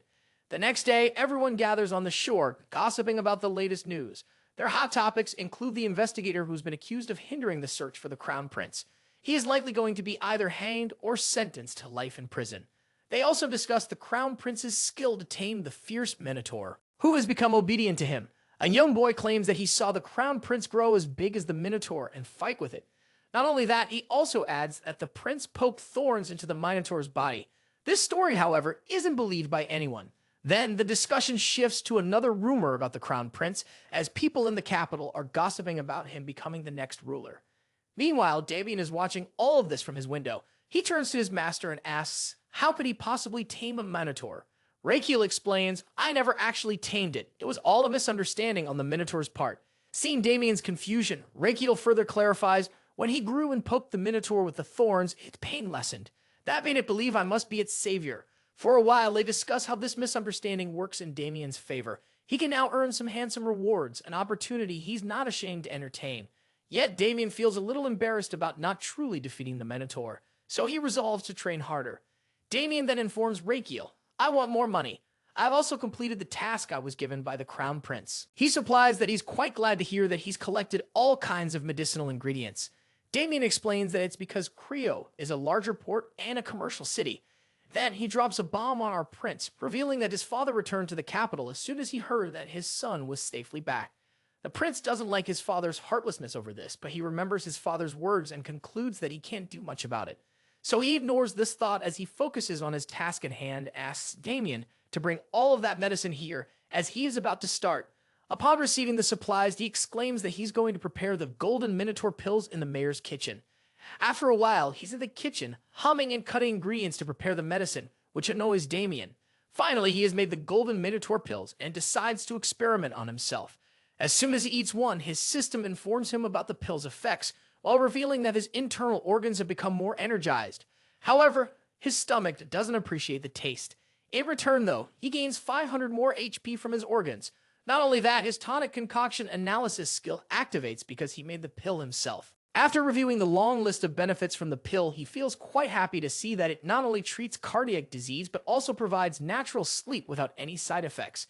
Reading this, he feels ecstatic about the results. The next day, he goes to Urus and asks, "How are you feeling?" Then he gives him the pills to help soothe his chest pain. Without hesitation, Urus eats them all. Urus feels extremely energized from the pills, and their effectiveness increases by 10% after he uses them to heal the Minotaur, who is now his patient. Not only that, he gains a life bonus of 7 days and an additional 600 HP from his organs. Later, he is lying on the Minotaur leisurely, planning to count on his minor from now on. The next day, a large crowd gathers in Cremo City Plaza for the award distribution ceremony, honoring those who helped him that night. That morning, Rekol makes a grand entrance, riding in on Urus. Seeing him, the crowd confirms that he's likely to become their next king. Unbeknownst to their discussion, Rekol begins the ceremony while recalling that the last time he received this much attention was during his fight with his brother. so he doesn't want him to feel afraid. He starts the ceremony by addressing his bodyguards and complimenting the bravery they displayed that night when they fought against a minor. To acknowledge their efforts, he's going to give them his golden medicine. With a smirk, he praises the mayor in his mind who solved his problem. The scene flashes back to 2 days ago when he's resting with Urus and the mayor approaches him. Rakiel explains to him that he's going to hold an award ceremony to honor those who worked hard that night, not only to acknowledge their efforts, but also as a way to advertise his medicine. He then shows him the medicine he plans to give to his subordinates. The mayor immediately understands that Rakel has ulterior motives and realizes what he wants to do. He suggests that if Rakel gives the medicine as a reward, it will definitely make the nobles curious about it. He even plans to create a special premium edition in the Crown Prince's name. He also understands that he needs to make this ceremony as grand as possible to attract future customers and increase the value of the medicine. With that, the mayor rushes off, asking for 2 days to organize the ceremony to his liking. Now at the ceremony, Raphael is pleased to see the results of the mayor's efforts. First, he acknowledges the bravery and efforts of his subordinates who fought that night. Then, he subtly shifts the topic to describe the benefits of his medicine, made from the Minotaur's gallstone. He explains that it grants stamina as great as the Minotaur's, while also curing numerous other diseases. He even flashes his pet to prove his point. This, he says, is living proof of the medicine's power. He adds that people who can't sleep will also find rest with this medicine, all while slipping in more praise for his subordinates. Now, the real heroes here, he adds with a charming smile. Then, he shamelessly turns back to advertising the medicine, announcing a limited offer. You can get it for only $99.99 Megan for 1 month, he declares enthusiastically. Megan for 1 month. Seeing this, Agnes and Damon realize that he's acting like a con artist trying to lure in future customers. They glance at Sergio, who's also there, happily promoting the Crown Prince. In the end, Rakiel shows the crowd several pamphlets to further advertise his medicine. Even after witnessing the shameless promotion, many people still want to buy it. Some even consider borrowing money to purchase it, as it's quite expensive. Seeing the positive response from the crowd, Rakiel slightly decides to promote his traditional medicine clinic too. He fake costs and addresses everyone, immediately informing them about the existence of the Side Palace traditional medicine clinic that he runs. Many of his subordinates raise cards and pamphlets to advertise the clinic, and even Minotaur helps with the promotion. He adds that he has introduced new kinds of medicinal treatments at his clinic. He asks the audience if anyone has heard of it, and 2 people raise their hands. Seeing them, the prince conveys his relief that someone has heard of it, as he doesn't want to promote it by his words alone. Then, he decides to add a little flair to his advertising. He starts talking about how beautiful and important the city of Creo is, given its standing as the northern port and commercial hub. He emphasizes that it's essential for the city's people to be healthy in order for the city to prosper. His speech stirs everyone, making them emotional with his display of concern. He then dramatically offers them to visit his clinic, even for minor health issues, and promises to personally examine them. However, he understands that they're still hesitant, so he decides to push them further. He announces a free treatment coupon for the first 100 people who come, which prompts a protest from Agnes as the clinic was free from the start. Seeing people racing toward him, he feels giddy at the sight of his bonus life in the form of potential patients. Soon, he's busy consulting on the health conditions of the people, handing out coupons, and offering advice. Not only that, he even covers their travel expenses and accommodation. After distributing all 100 coupons, his face brightens with pride at the success of his advertising. Seeing his happy expression, Agnes is on the verge of tears. She notices that he's even covering travel expenses for his patients. This means they'll need to sell everything to cover the cost. He doesn't realize it's been 9 hours, though his organs are begging him to let them rest. Everything around him starts to blur, but he worries that he can't afford to lose his cool in front of everyone by fainting here. Instead of fainting, he falls down and begins to chuckle nervously as everyone rushes to him, cursing his body's low stamina. His system informs him of what he's done, witnessed by the people of Creo, along with his exhaustion. Seeing him like this, the people of Creo feel touched by his dedication. And he's granted a new title. A new power is added to his traditional medicine skill called Great Doctor Point. This is a kind of reputation value. Whenever he makes an impact on society through his medical practice, or when people are touched by his effort and skill, he will earn 101 GDP. He understands this new point system, but doesn't know where to use them. Upon hearing this, his system informs him that he can use these points to buy a lie voucher. With the help of the voucher, he can tell a lie to anyone, and they will believe him. Damon rushes to him and helps him stand. Meanwhile, he receives more information about the lie voucher. For example, he must choose the person he plans to lie to. Additionally, each voucher can only be used once. Mythical creatures and people closer to him might not be affected by the voucher. He then asks Damon to give him a piggyback ride. Damon responds that he'll do it if he gets paid for it. After a while, he's in front of a very emotional mayor who can't believe the crown prince is leaving already. The mayor adds that Rakel needs to rest before starting his journey. Rakel brushes off the concern. While saying that he'll sleep in the horse carriage, Rakel prompts a protest from the mayor, who insists that it's not comfortable. He concludes the conversation by praising and thanking the mayor for everything he's done for him. Then he heads to his carriage, tossing an offer to the mayor to visit his clinic with Captain Roberto. The mayor doesn't understand, but Rakel is referring to the fact that both he and Captain Roberto suffer from partial baldness, which he can treat.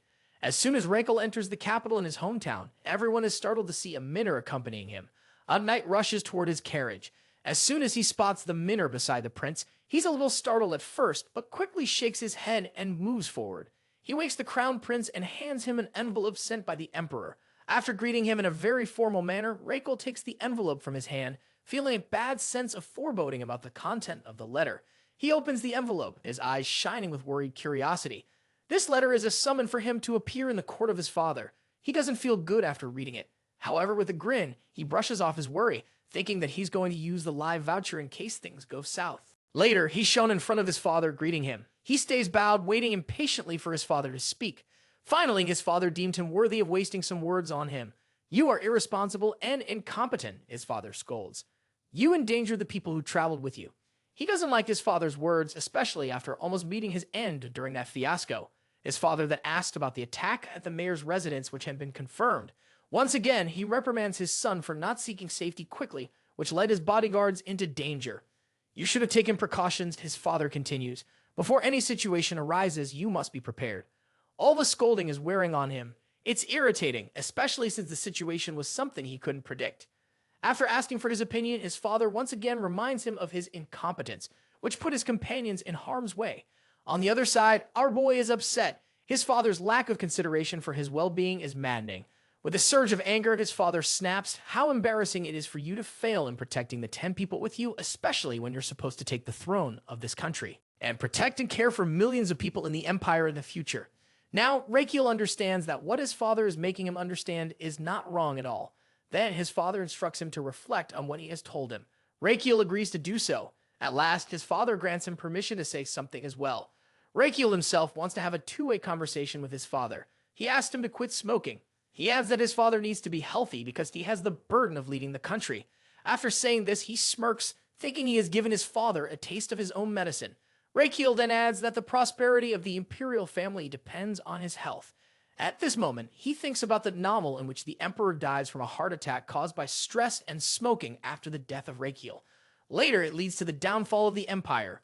Most importantly, he doesn't want the emperor to meet the same end as his own father. His father informs him that the day he first asked him to quit smoking, he did it. "So, do you want to say anything else?" his father asks. Hearing this, with a stunned expression, Rakel says that he doesn't have anything else to say and asks for his leave. Just as he is about to leave, Raquel's father warned him, "Do not eat the meat of summoned creatures. It could be harmful to your body." After his son left, the emperor gazed softly at the door. Thoughts of his son lingered, with genuine concern visible in his eyes. He then asked an attendant about the pill Raquel had developed. The attendant reported, "We have spread the news of the Minotaur golden pills through the information unit." The emperor raised an eyebrow, and the result? The attendant replied, "The nobles living along the border are very interested in the pills. They may come to learn more." A smile appeared on the emperor's face. He was clearly pleased with the outcome. Meanwhile, Raquel and Damien were heading back to the side palace. Raquel counted each step he took. Damien noticed and asked, "What are you doing?" Raquel shrugged, "Just walking." Suddenly, a court physician came rushing toward them, visibly emotional. Raquel teased him, "Were you really this excited to see me, doctor?" The physician complained, "You left me alone to care for the patients." Raquel laughed and nodded. "All right, I'll prepare a tonic for you as a reward." He then thanked the doctor for his dedication caring for the patients during his absence. Finally, they began to discuss the recent incident at Cremo. Garden is quite shocked to see the minor behind him. Raquel compliments his acting skills, suggesting that he might already know about him bringing a minor with him.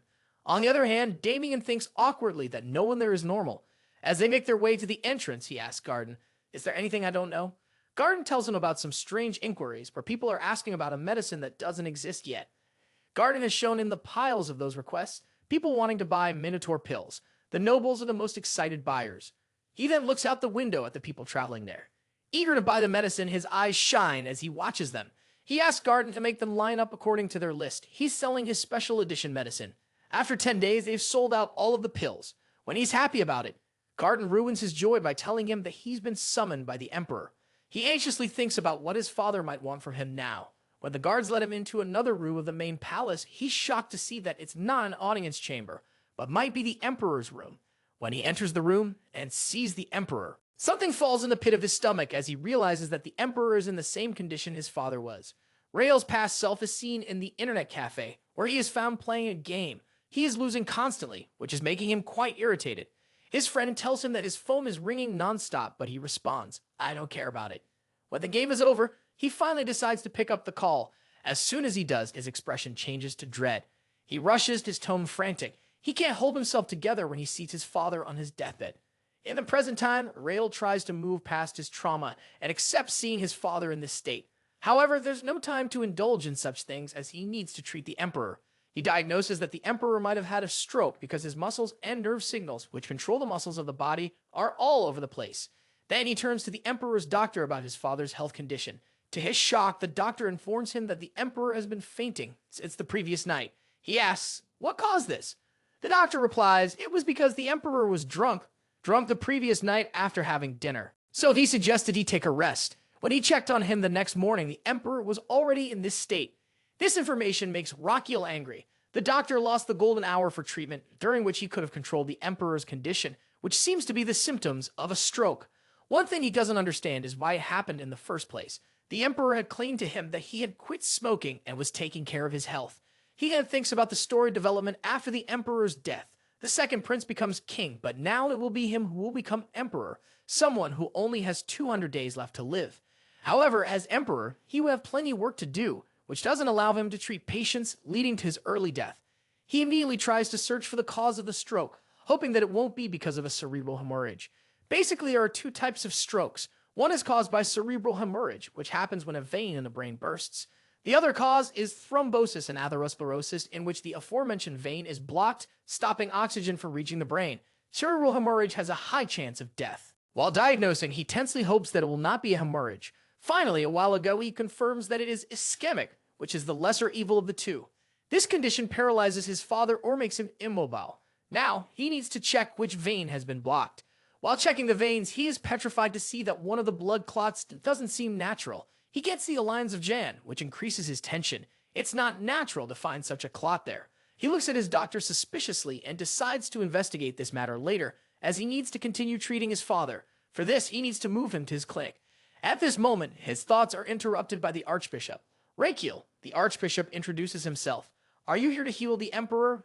The Archbishop confirms, "Yes, but I'm also here to pray for him. His condition is quite critical, and he needs much-needed prayer."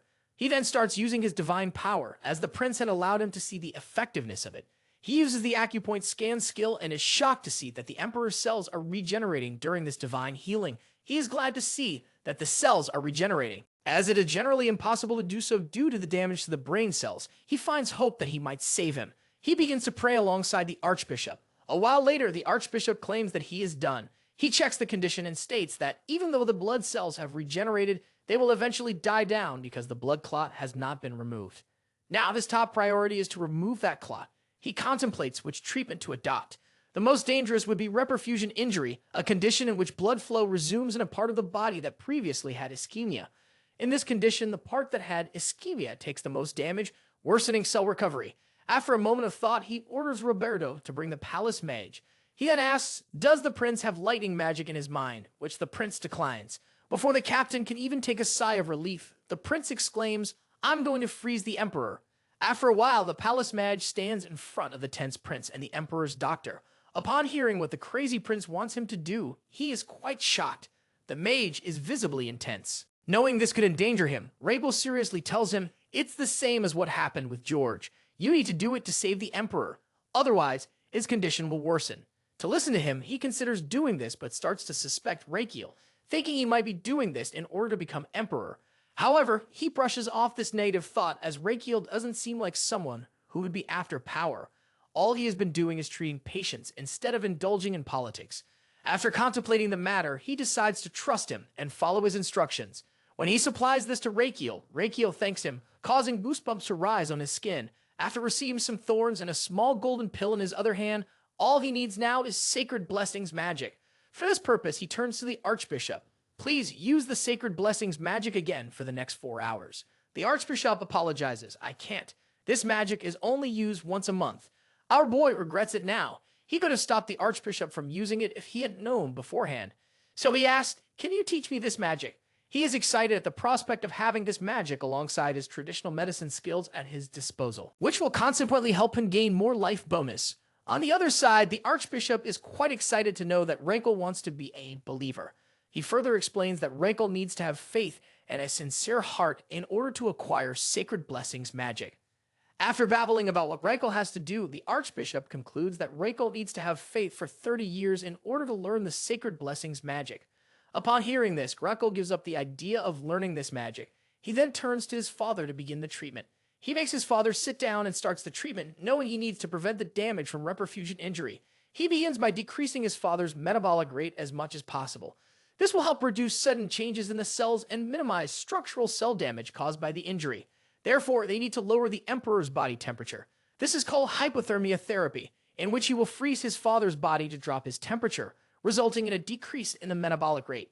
After checking that his heart rate and breathing have slowed down as well, he orders the mage to maintain the current temperature. He then turns to the medicine, which is a liquid form of golden Minotaur pills, and the thorns left by Goyim. Now he will start removing the blood clot, but there is no room for mistakes. He begins the treatment and checks to ensure that the clot is dissolving. However, he needs to move to the next acupoint as soon as possible before the other side takes damage. He aims for the Chengoid point and acupoint at the start of the pulse. It alters the energy and blood flow from the Chengoid point and spreads throughout the stomach meridian. Everyone is stupefied to see how he is treating his father, unfazed by the tension in the room. He concentrates solely on the treatment. He checks patiently with his acupoint scan until his father's pulse is ready. He can see mana spreading throughout his father's body, but he needs to direct the blood flow toward the anterior inferior cerebellar artery. If too much blood flows at once on top of the reperfusion injury, the damaged walls of the brain cells will surely burst. To avoid such damage, he proceeds with extra caution. He does it one more time and detects small ripples of mana reaction. With that, he senses the blood flow slowing down to only 20%, which arouses hope in him. He has done his best, but now everything depends on the life force and fate of the Emperor. He just hopes it won't end like it did in his past life when he lost his father. He yearns to hold his father's worn hand one last time after his death. He doesn't want such regret once again. His thoughts are interrupted by the feeble voice of his father, thanking him for his effort. He sadly realizes he's not his father's real son, but still, he wants to do his best. So when the Emperor closes his eyes again, he wants him to rest without straining too much. He knows that he's at his own limit as well, so he steps outside to get some fresh air. On his way, a regret for not answering his father's call earlier also stirs in his heart. With a heavy heart, he feels content that at least this time he didn't repeat his past mistake. As he rains outside, he is crying for his father. After a good cry, he pulls himself together, knowing he's only passed one hurdle and needs to be prepared if there's another relapse. He decides to establish a rehabilitation plan if the Emperor faces more stress. He hopes his father will live at least 1 month longer so he can use a sacred blessing magic to fully heal him. In this moment, his system informs him that because of his unique treatment and dedication, he is now able to treat his father with the hope of further recovery. Not only this, but he also creates a record by introducing the concept of reperfusion injury to the Laurasia continent. After his discovery, this concept will be written for future generations of medical students. In this way, future medical students will resent him because they'll need to study for exams on this topic. Besides, he also obtains 121 GDP points. He feels glad to receive these unexpected rewards. His moment of contentment is interrupted by the royal doctor, who apologizes for his inability to treat the Emperor. Rackle angrily orders the doctor's suspension because he fails to recognize the Emperor's condition and loses the golden hour due to his ignorance. So, from now on, Rackle declares, I will take care of my father myself. He then instructs his subordinates to stay close to his father since the doctor has proven incompetent. He orders them not to spread the news about the Emperor's health condition and tells them to stand by as the Emperor needs more rest. While looking at them, he thinks there are other reasons he can't trust them. The next morning, he wakes up to his subordinate approaching him and informing him that people outside the Emperor's room have somehow heard that the Emperor has caught a cold and is now resting. He thanks his subordinate, adding that he needs to complete his report. The subordinate then tells him that an envoy from the Amwes Kingdom wants to meet the Emperor. He is flabbergasted to hear this news. Upon learning the news, he remembers what he read in the novel. It is Amba's kingdom that leads to his imperial family's downfall. This kingdom, established for 150 years, grows stronger day by day and starts a great war in which his family will be caught up in the coming years. He doesn't understand the purpose of Ambaz's envoy being there. His subordinate tells him that it is the emperor who sent the summons to see that envoy 5 days ago. Hearing this, he concludes it must be because of Guinness. After expressing his suspicions to his subordinate, he is confirmed that it is indeed the case, as the emperor wants this Guinness person to hold responsibility for what happens in Cremo. His subordinate suggests that he tell a little bit about the emperor's health and send him back, which infuriates him. He sits down and contemplates the situation, realizing it won't look good if the envoy is sent back just because of a mere flu. People will talk and assume the emperor's health is much worse. He needs to meet the envoy, as the situation could easily be exploited by the enemy country, which could wage war in the upcoming years. He deadpans that he is going to hold the meeting his way. The scene shifts to the guest room, where the envoy is having tea. This person is furious at Guinness, who caused such havoc at Cremo and endangered the life of the crown prince, a situation that could easily lead to war. Fortunately, he's no ordinary person, but a diplomacy expert. Skilled in negotiation, he's confident that he can handle any fault thrown his way. He's ready for anything. His daydream of meeting the emperor is interrupted by the crown prince, who apologizes for being late. The envoy is baffled to see the crown prince instead of the emperor. However, he needs to remain calm. Meanwhile, the prince plans to handle this problem with a balanced approach. Knowing he needs to be polite, he then asks the envoy to have a seat while preparing to steer the meeting into his area of expertise and take control from there. He needs to avoid the war at all costs. So, the meeting starts, and before the poor envoy can say anything, the crown prince immediately exclaims with a cringe-worthy fake expression that the envoy doesn't seem in good health. The prince asked him to extend his left hand.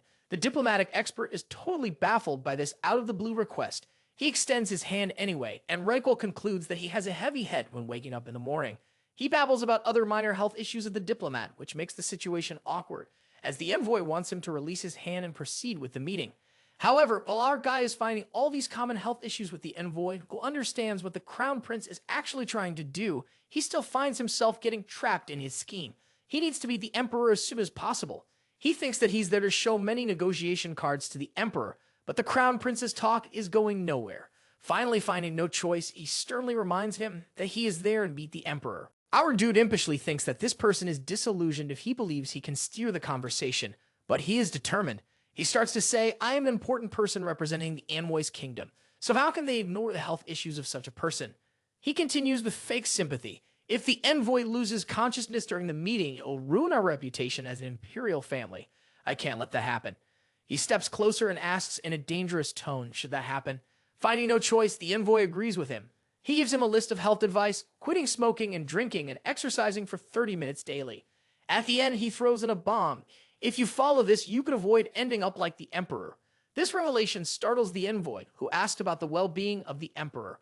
The crown prince dramatically exaggerates the emperor caught the flu because of the stress of managing the empire. This led him to increase his smoking and drinking, and he ended up in bed. Now, he's having a very hard time finding his appetite because of the flu. Upon hearing this, the envoy asks, is this the reason you were sent here by him? Dude confirms. He also adds that the emperor sends his apology for not attending the meeting and wants to rearrange it for a later time to see the crown prince, revealing all of this so honestly. The envoy concludes that he can't just find a fault. Besides, it was the crown prince himself who came to apologize, and he is very transparent with the situation.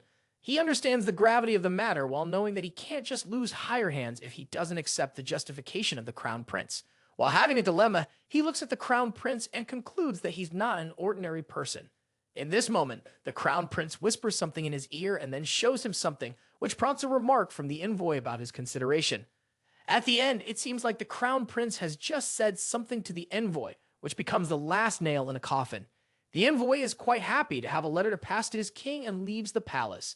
Damien, who witnesses the situation, asks about his method of convincing the envoy.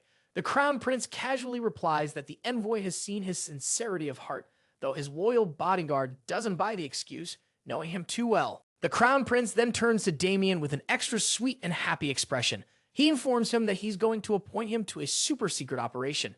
He tells him that he is going to admit a very important person to the traditional medicine clinic today. Damien is confused about what kind of patient could make him behave like this. He responds, it is the emperor.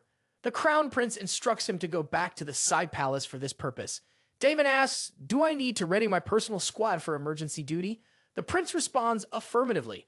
Before moving ahead, he apologizes. "I'm sorry for interrupting your training because of this new mission."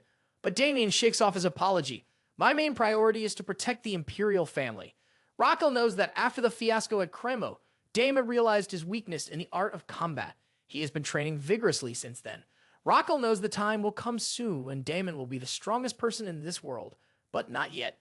His thoughts are interrupted by Damien, who informs him that he is heading to the side palace to prepare. Damon nods and turns to the opposite side. While on his way, Damon contemplates his training, knowing he is still not strong enough. His thoughts take a new path as he wonders what he will do once he surpasses his limits. On the other side, Rakiel prepares his father to be admitted to his clinic. He thinks that he can't let his father stay in a palace where he has doubts, as almost everyone seems to be scheming against the Emperor. Besides, he needs to stay by his side to cure him until the Archbishop is ready to perform the blessing magic, so he has to move him. If he stays there, people will suspect that the Emperor might be seriously ill. While moving forward, he is happy to begin preparations to receive another VIP patient in his clinic, knowing that the effects of his letter might show themselves soon. Meanwhile, in the Envoy's kingdom, someone informs the king about the arrival of Benjamin. He gets quite furious that he arrives so early, as it's not an easy feat to deal with the Emperor. After greeting the king, Benjamin explains the situation in Megantano. He could meet with the Emperor, but with the Crown Prince instead. The scene flashes to the meeting of Benjamin with our guy, who tells him that the king should just be aware of the situation at Cremo. The Envoy confirms that. So, the Crown Prince throws a bomb, as he wants Princess Adeline to stay in their country for 6 months. This request totally infuriates the Envoy, who assumes that our boy wants the princess to be held hostage in their country. He knows they aren't going to do his bidding, as they are a completely independent nation, rather than an empire's vassal state. Our boy grins, pleased to see his plan unfolding as he has consumed a lie voucher. Now he's lying about being interested in making a peaceful relationship with the Envoy's kingdom. His system informs him that Benjamin will buy this lie. And now Benjamin believes the Crown Prince might be taking a liking to their princess. He first dreads the thought of the princess living beside him for 6 months and falling in love with him as well. Then, he stops to contemplate the benefits of this situation, as it could lead to a powerful alliance through marriage. His greed accelerates to the extent that he wants to carve his name into history as someone who builds the foundation of a great empire. This will come as the result of the marriage between the Princess of Ambis and the Crown Prince of Megantano. He even daydreams of becoming the greatest diplomat in history. His daydream is broken by the angry voice of the King of Ambis, who shouts at him, "How dare you suggest something so infuriating?" The king demands, his voice rising in fury, "Treating our country as one of your vassal states, agreeing to give the princess as your hostage? How dare you?"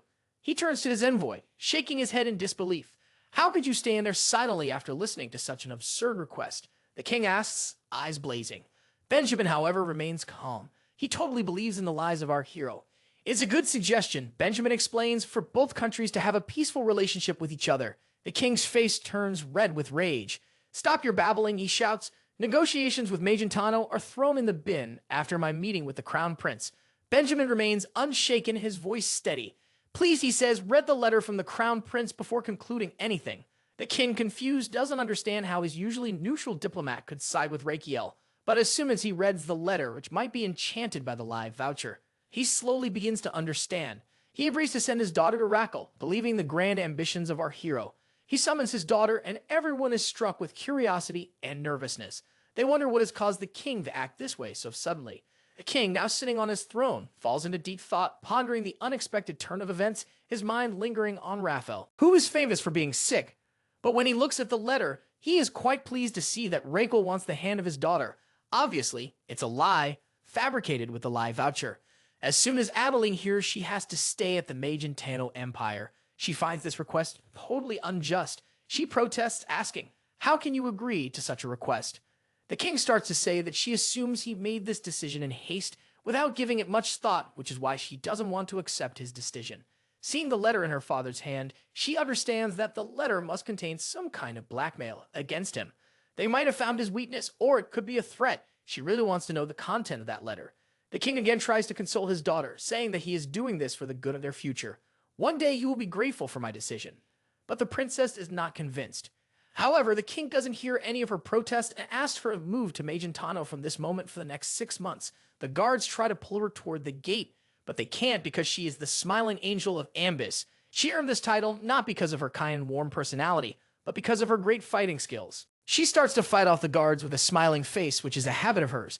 That is why she is called the smiling angel of her country. She crushes the guards into the wall and turns to her father, who is now quite fearful of her, along with his guards.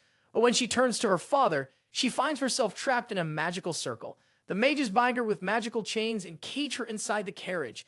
This carriage is called the Dawn Horse Carriage, which will deliver her to the destination by dawn. Yes, the princess's carriage arrives at dawn, but after 10 days. Her subordinate suggests she walk with her head held high as the Princess of Ambo. She agrees with him, as she is not going to show any weakness. She looks ahead at our guy with an annoyed expression. She remembers seeing him as quite a sickly person, but he seems different now. Rockwell tries to welcome her warmly, but she introduces herself coldly, without shaking his hand. He is disappointed to see this, as it always happens with him in Korea as well, when women have no interest in him on blind dates. He shakes off that thought. He has an important matter for now. He leads her to the dining table. They settle down for breakfast. He tells her, I am going to show you the side palace where you will stay for the next 6 months. As he thinks, he plans to use Adeline to prevent the war from happening. He recalls what he read in the novel about the war. Adeline was a healthy and strong princess, wise enough to lead her country peacefully. But no one knew how she died early, as someone from the distant relatives of the king took the throne. This person was greedy for more power and waged war with Magen Tano, resulting in disaster. He needs to keep her alive and help her ascend the throne in order to prevent this war from its root. As far as he had read in the novel, she might have had the disease called biliaria, which was caused by her gallstones. He remembers that the author of the novel also had the same disease. Now he has a plan to treat her through medicine and surgery. He then apologizes to the princess as she starts eating, acknowledging it must be difficult for you to digest food after such a long journey. He presents her with a special tonic from the garden. However, she misunderstands the medicine as poison and is infuriated by the gesture. She bangs her fist on the table furiously and shouts, "How dare they try to mock me like this?" As a result of her banging on the table, it cracks in several places. She continues, "It's not enough for him to bring me here against my will." As he begins to mock her as well, Rakiel says, "You don't understand." She explains, "For me, coming here is a huge decision. Not just for me, but for the kingdom." This shocks him. She exclaims, "I'll stay here for 6 months as per your order, but I won't do any more of your bidding." He tries to make peace, saying, "You misunderstand." But she interjects, "That's not it." He pauses and challenges her, "You're afraid," which leaves her petrified. With an irritated expression, she tries to say something, but he cuts her off. "I haven't done anything wrong besides offering you a meal and medicine for your fatigue." He adds, "I don't understand why you're afraid to leave the table." She's growing angrier, but he continued, "If you're worried I poison your food, I'll have Gordon bring the tonic to me as well." While gulping down the tonic, she mutters, "One, and go." He dares her to think that he, as the prince of the empire, is fool enough to poison her during an official meeting. Then he starts his melodrama, saying that he understands she has been scared. He's playing a trick on her. Knowing that she despises people who are scared and hates being called one, she takes the bait and sits down in a chair, ordering Garden to bring the medicine. But she has a condition. She will consume his medicine only once. He comments, "First, you should have the medicine before making any decisions." She looks at the tonic and thinks that however she sees it, she only sees poison, but she gathers courage and gulps it down in one go. It tastes awful. Rockwell then offers her candy, as it is tradition to have this after consuming the bitter medicine. He adds it has a plum flavor. The princess salivates at the sight of the candy, but her pride stops her from taking it. She finally does, and he offers her the grape-flavored one as well. She feels like this sweet tastes like heaven, but she gathers her pride, stands up from her place, and says, "I'm done with the medicine and dessert. I would like to leave." He questions, "Are you going already?" She replied that there was no reason for her to remain there. He firmly answered and added that the Lord Chamberlain would guide her to her room. On her way to the chamber, she silently wished that she wouldn't have to see him during these 6 months. Later, Adeline was seen training with her knights and felt delighted with the results of the day's practice. When she turned to them, however, all of her knights appeared exhausted. She asked, "Why are you all so tired?" "I don't feel any fatigue." One of the knights responded, "It's because we've been traveling for 10 days, nothing more." His words made her wonder why she didn't feel the same weariness as the others. Suddenly, she realized it might be due to the restorative tonic she had taken, though she preferred not to admit it. Just then, she noticed a group of children and elderly people heading toward another section of the side palace. She assumed they could not be ordinary servants. They looked frail and were moving in the direction of the crown prince's quarters. Curiosity got the better of her. She decided to follow them to see what was happening.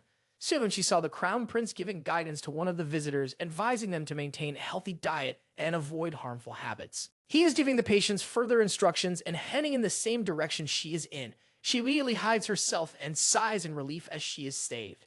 But at this moment, Reiko comes out of nowhere and asks her, "What is your purpose for being here?"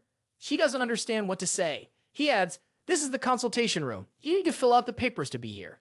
Then he seriously asks her, "Are you lining up in the queue properly?" But she doesn't understand anything he's saying. He then seriously reveals, "This is the place where we tend to our patients without any bias. You need to follow the protocols to get here, just like anyone else." He then seriously orders her, "Start by filling out the consultation paper and wait in line." After 2 hours, she's in front of him, gathering as much indifference as she can while showing him the consultation paper. Our guy knows that she will do it. Meanwhile, she expresses, "I'm not some biased person who would abuse my authority." He expresses his delight, saying, "I'm glad you're here. I actually wanted you to be examined." She is confused by his statement. Then he finally turns to her and deadpans, "Have you never been curious about the real reason I brought you here?" This statement makes her think about his original reason for bringing her here. She initially thought it was to humiliate her because of what happened in Cremo. On the other hand, he is quite smug seeing the contemplative expression on her face. He wants her to realize her symptoms on her own. In his imagination, he sees Gordon telling Damon that he had a crazy, money-driven illness, which he had declined to acknowledge because he didn't find himself ill. But the next morning, he fell down in a pool of blood. So it's necessary for her to realize the symptoms by herself. If he approached the topic of treating her out of nowhere, she wouldn't cooperate. Then he deadpans that she will die in 2 years. The terrified expression on her face is unmistakable. She nervously tells him, "It feels like you're cursing me." But he lies to her, saying that they know this truth because of the intelligence department of the Imperial family, which knows everything, even about the royal family of Ambis. They detected the early symptoms of the serious illness in her that will lead to her death. After hearing all of this nonsense, she is furious. She had been about to see him in a new light after witnessing how he treats patients. But she doesn't expect him to throw this kind of ridiculous joke at her. She shouts, "Are you mocking me?" He tries to reason with her, saying, "My only intention is to treat your illness." To sense her doubt, he suggests, "I'll prove it to you." With that, he summons Bob and asks, "Are you going to give it some task?" while adoring his summon. She, on the other hand, is quite shocked to see that he has summoned a monster. He then introduces both of them to each other, adding to Adeline. "Bob analyzes the medicine at my clinic, but today, it's going to perform a different task. Now, it's going to perform an acupoint scan with the help of my summon." 3 days ago, he was lying on his bed, feeling quite exhausted due to his irregular sleep pattern. His large intestine was complaining, revolting against him, along with the other organs. They wanted him to have a good night's sleep. He informs his organs about the arrival of the princess in 3 days, wanting to express his concern, but they don't let him finish. They think he's going to propose to her. Excited about the expected wedding, the large intestine even grants him a boost of 1,000 HP. But as soon as he explains that he doesn't intend to marry her, but wants to cure her, the intestine immediately demands a refund. He then blackmails them, saying, "You want me to let you sleep. You should help me sort out my problem. I want the princess to realize her symptoms and believe that she is ill." After thinking for a while, his heart suggests a way to level up his pulse reading skill. Liver explains that he could show her health report to the princess through the pulse reading skill. He doesn't understand how he can show it to her. He checks his pulse reading skill and finds 2,500 HP there as well. He can level up his skill by consuming his HP. He purchases the next level, but after reading the description, he decides to level it up a little more. He keeps leveling up until he reaches level 10. By acquiring this skill, he can now not only read the pulse, but also show it to his patient. Not only that, he has unlocked another skill in which he can display the test results on an external screen. Back in the present, he shows the external screen where the image of the princess's gallbladder is displayed. She doesn't believe him. So he tells her to press her stomach, and when she does, there is movement in the picture. It makes her believe that it is indeed her gallbladder. He states that he understands, as it must be surprising for her to see her internal organ. But she is sad now, understanding the gravity of the situation she is in. Meanwhile, he explains to her that the gallstone inside her will eventually block her bile duct. In this way, the bile that's supposed to pass through her bile duct to her duodenum will go to her liver. From there, her liver, spleen, and pancreas will start to deteriorate. At last, he deadpans that she needs to be treated to avoid this. She, however, asked him his reason for treating her. He explains that she is the master key to maintain peace between the imperial and royal families. So he wishes for her to become a queen and be healthy enough to lead her country. She then asked him his method of treatment if she agrees to it. At that, he is going to punch her, but she catches his hand in the middle and breaks it. He yells at her, saying that he was just going to show her his treatment method. She doesn't understand what kind of treatment method it is. He then punches his stomach and tells her that she has to do it. She doesn't understand how this treatment will work, as it seems like a plan to kill her. Unbeknownst to her doubt, he further asks, "Can you discharge mana while punching yourself?" She answers affirmatively. He then starts to explain about the external impact wave, a kind of treatment he will be using to treat her gallstone. As she discharges mana from her fist, he will guide that mana with the help of Azarhan core technique. She doesn't understand what he is talking about. Rakiel, who has already practiced this technique with Damien, explains further, when you discharge as mana toward your stomach, he will guide that mana directly to the gallstone inside your gallbladder. In this way, he can remove the gallstone from your gallbladder. She asked him to let her go after the treatment if he wants her to comply, which he agrees to. She is shocked to see that he agrees to her demands so easily. He replies, "Once you're treated, I wouldn't have any reason to keep you here." On the other hand, she is stunned, as she had assumed she would be stuck there. Unbeknownst to her thoughts, he offers, "Let's go to another consultation room. There's a crowd here." Inside the other room, he demands, "Show me your back so I can examine the location and size of the gallstone." And she complies. After checking her up, he asks her to clench her fist and place it on her stomach. After doing this, it is time for her to hit her stomach. He asks her to shape her mana into a sharp needle, and she discharges it into her fist and then to her stomach. He asks whether she can focus on one point. She answers affirmatively. She finally hits her stomach, but is amazed to feel that it doesn't hurt at all. It feels like the gallstone has moved from her stomach to somewhere else. Then he asked her to look at the CT scan image of her gallbladder, where the gallstone is now cracked. He tells her that she is doing well, and that she needs to do it again. After trying multiple times, he stops her. The gallstone has completely crumbled down. Ra, who is tired, still praises her for doing well. That brings a smile to her face. He then concludes the treatment, saying that the crumbled gallstone will be discharged from her body naturally. She is baffled to hear this. She assumes that there is one more stone to break, but when she turns to him, he looks like a ghost. Now she realizes that the mana she discharged was absorbed by him. She shakes him vigorously while asking about his well-being. He tells her that he is fine, while thinking that her mana is stronger than he expected, considering his condition. She asks his purpose for pushing himself to his limit. He weakly replies, "It's because you are my patient." She doesn't understand, but he emphasizes again, "As long as you are receiving the treatment, you will be my patient," which stuns her. Then he weakly adds, "I need to rest before I faint," while she tries to call for him. After a while, our guy is sleeping on his bed. When Gordon checks on him, he informs Adeline he is all right. No fever, no breathing problems. Adeline asks about the cause of him not waking up yet. He answers, "It's because my body is naturally weak, and on top of that, I pushed it to its limit." She tries to apologize for it, but Gordon shakes his head, adding, "Rakel had told me in advance that he might faint, so don't think too much about it." Seeing her confused expression, he explains, "It is a common occurrence for our guy to put others before himself." Gordon also expresses his worry about his master in this regard. Listening to everything, her sharp edges soften as she realizes she was too shallow not to trust someone as good-hearted as Rakel. Seeing her reaction, his system informs him that although his actions were driven by selfish motives, his dedication has touched the patient's heart. Moreover, his sincerity may bring about a positive change in the future, perhaps even preventing conflict. At this point, he has established a doctor-patient bond with Adeline, ensuring she will no longer doubt her treatment. With a gentle expression, she holds his hand. Noticing this, his system warns that she might have been swayed by his devotion. At the same time, the system rewards him with 1,500 P for his actions. Meanwhile, Garten also notices Adeline holding Rankel's hand, and a green light appears above him, symbolizing a potential bond forming between Adeline and Rakel. Once Rankel is well rested, he meets her again, and she immediately asked about his condition. He replies that he was fine all along, and then asked what he said before fainting. She teases him, reminding how emotional he became when declaring that she was now his patient. Embarrassed, he quickly stops her from saying more. He then tells her that now that he has recovered, he will spend his afternoons treating her. He is also determined not to lose consciousness this time.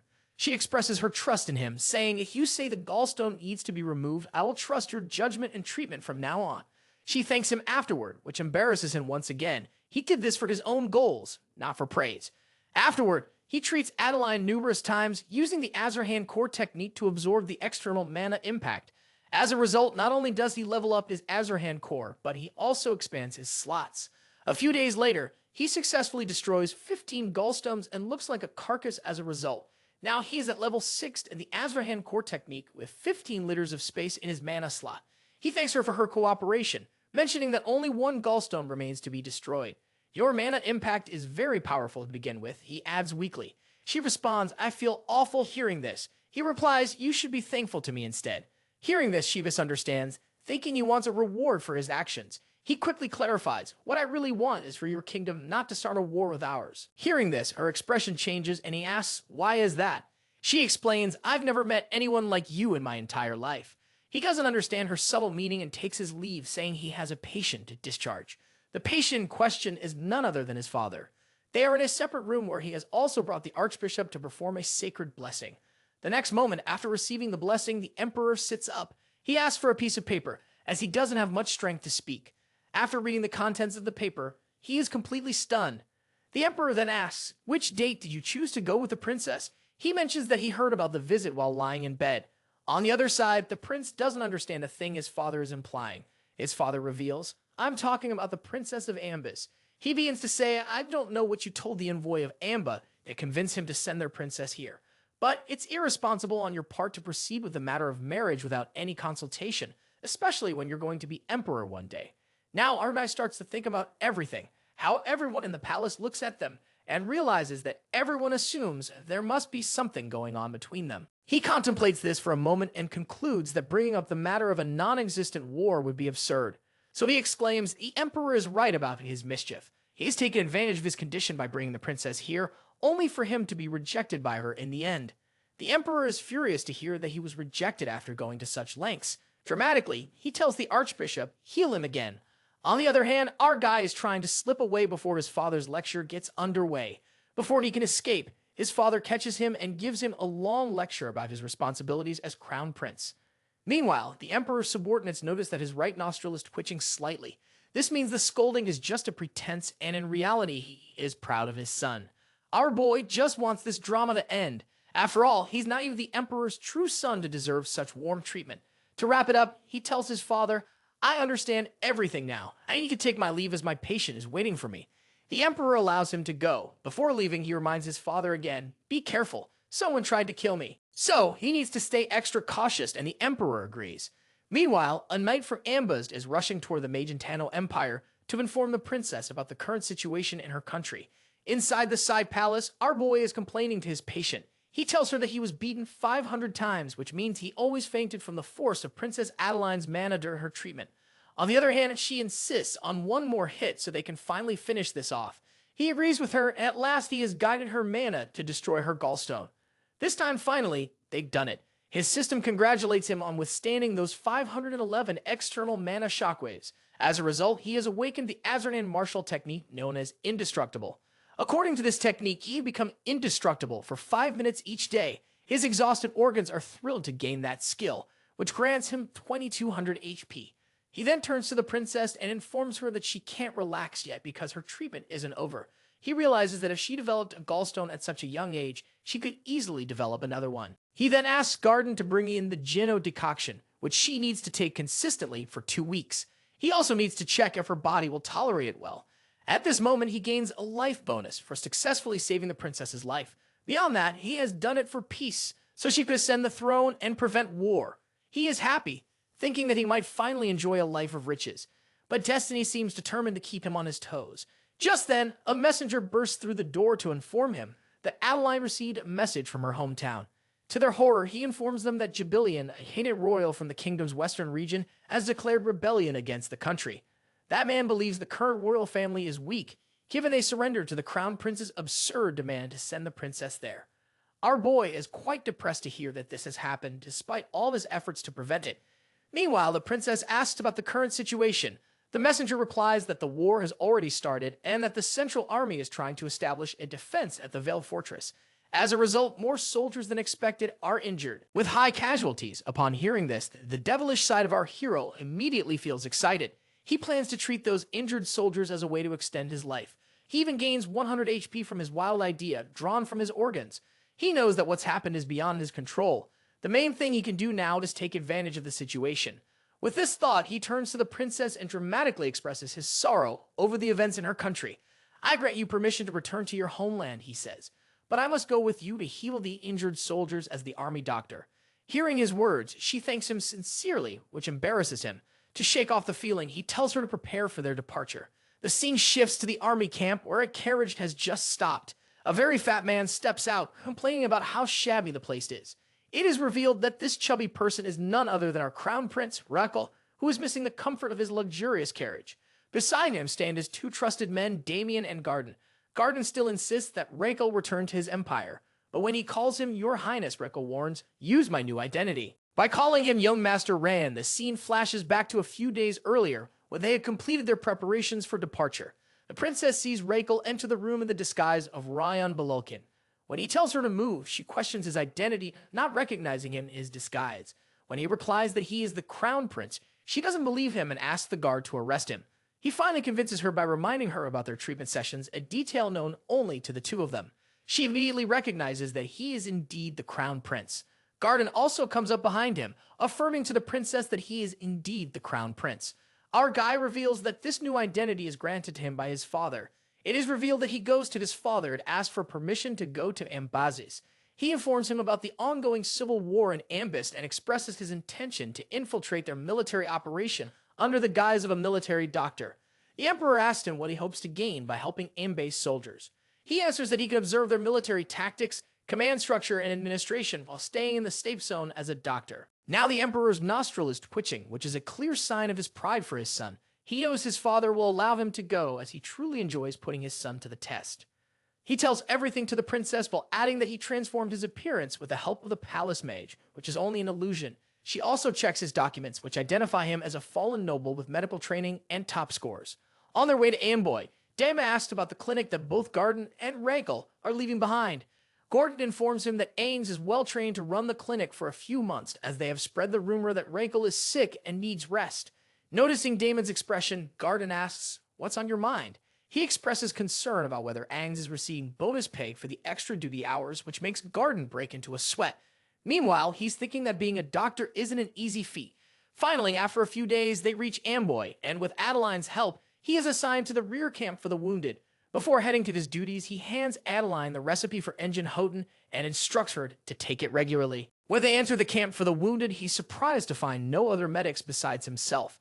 Afterwards, he's horrified by the condition of the soldiers. A man responsible for caring for the injured soldiers asks about their identity, assuming that they are superior officers. Rael, military physician, Rael introduces himself. The caretaker shows ignorance regarding his arrival, then asks about the situation at the camp. Rael demands an explanation. The caretaker, indifferent, replies, "Everyone inside is dead." Rael glances inside to see if anyone is alive.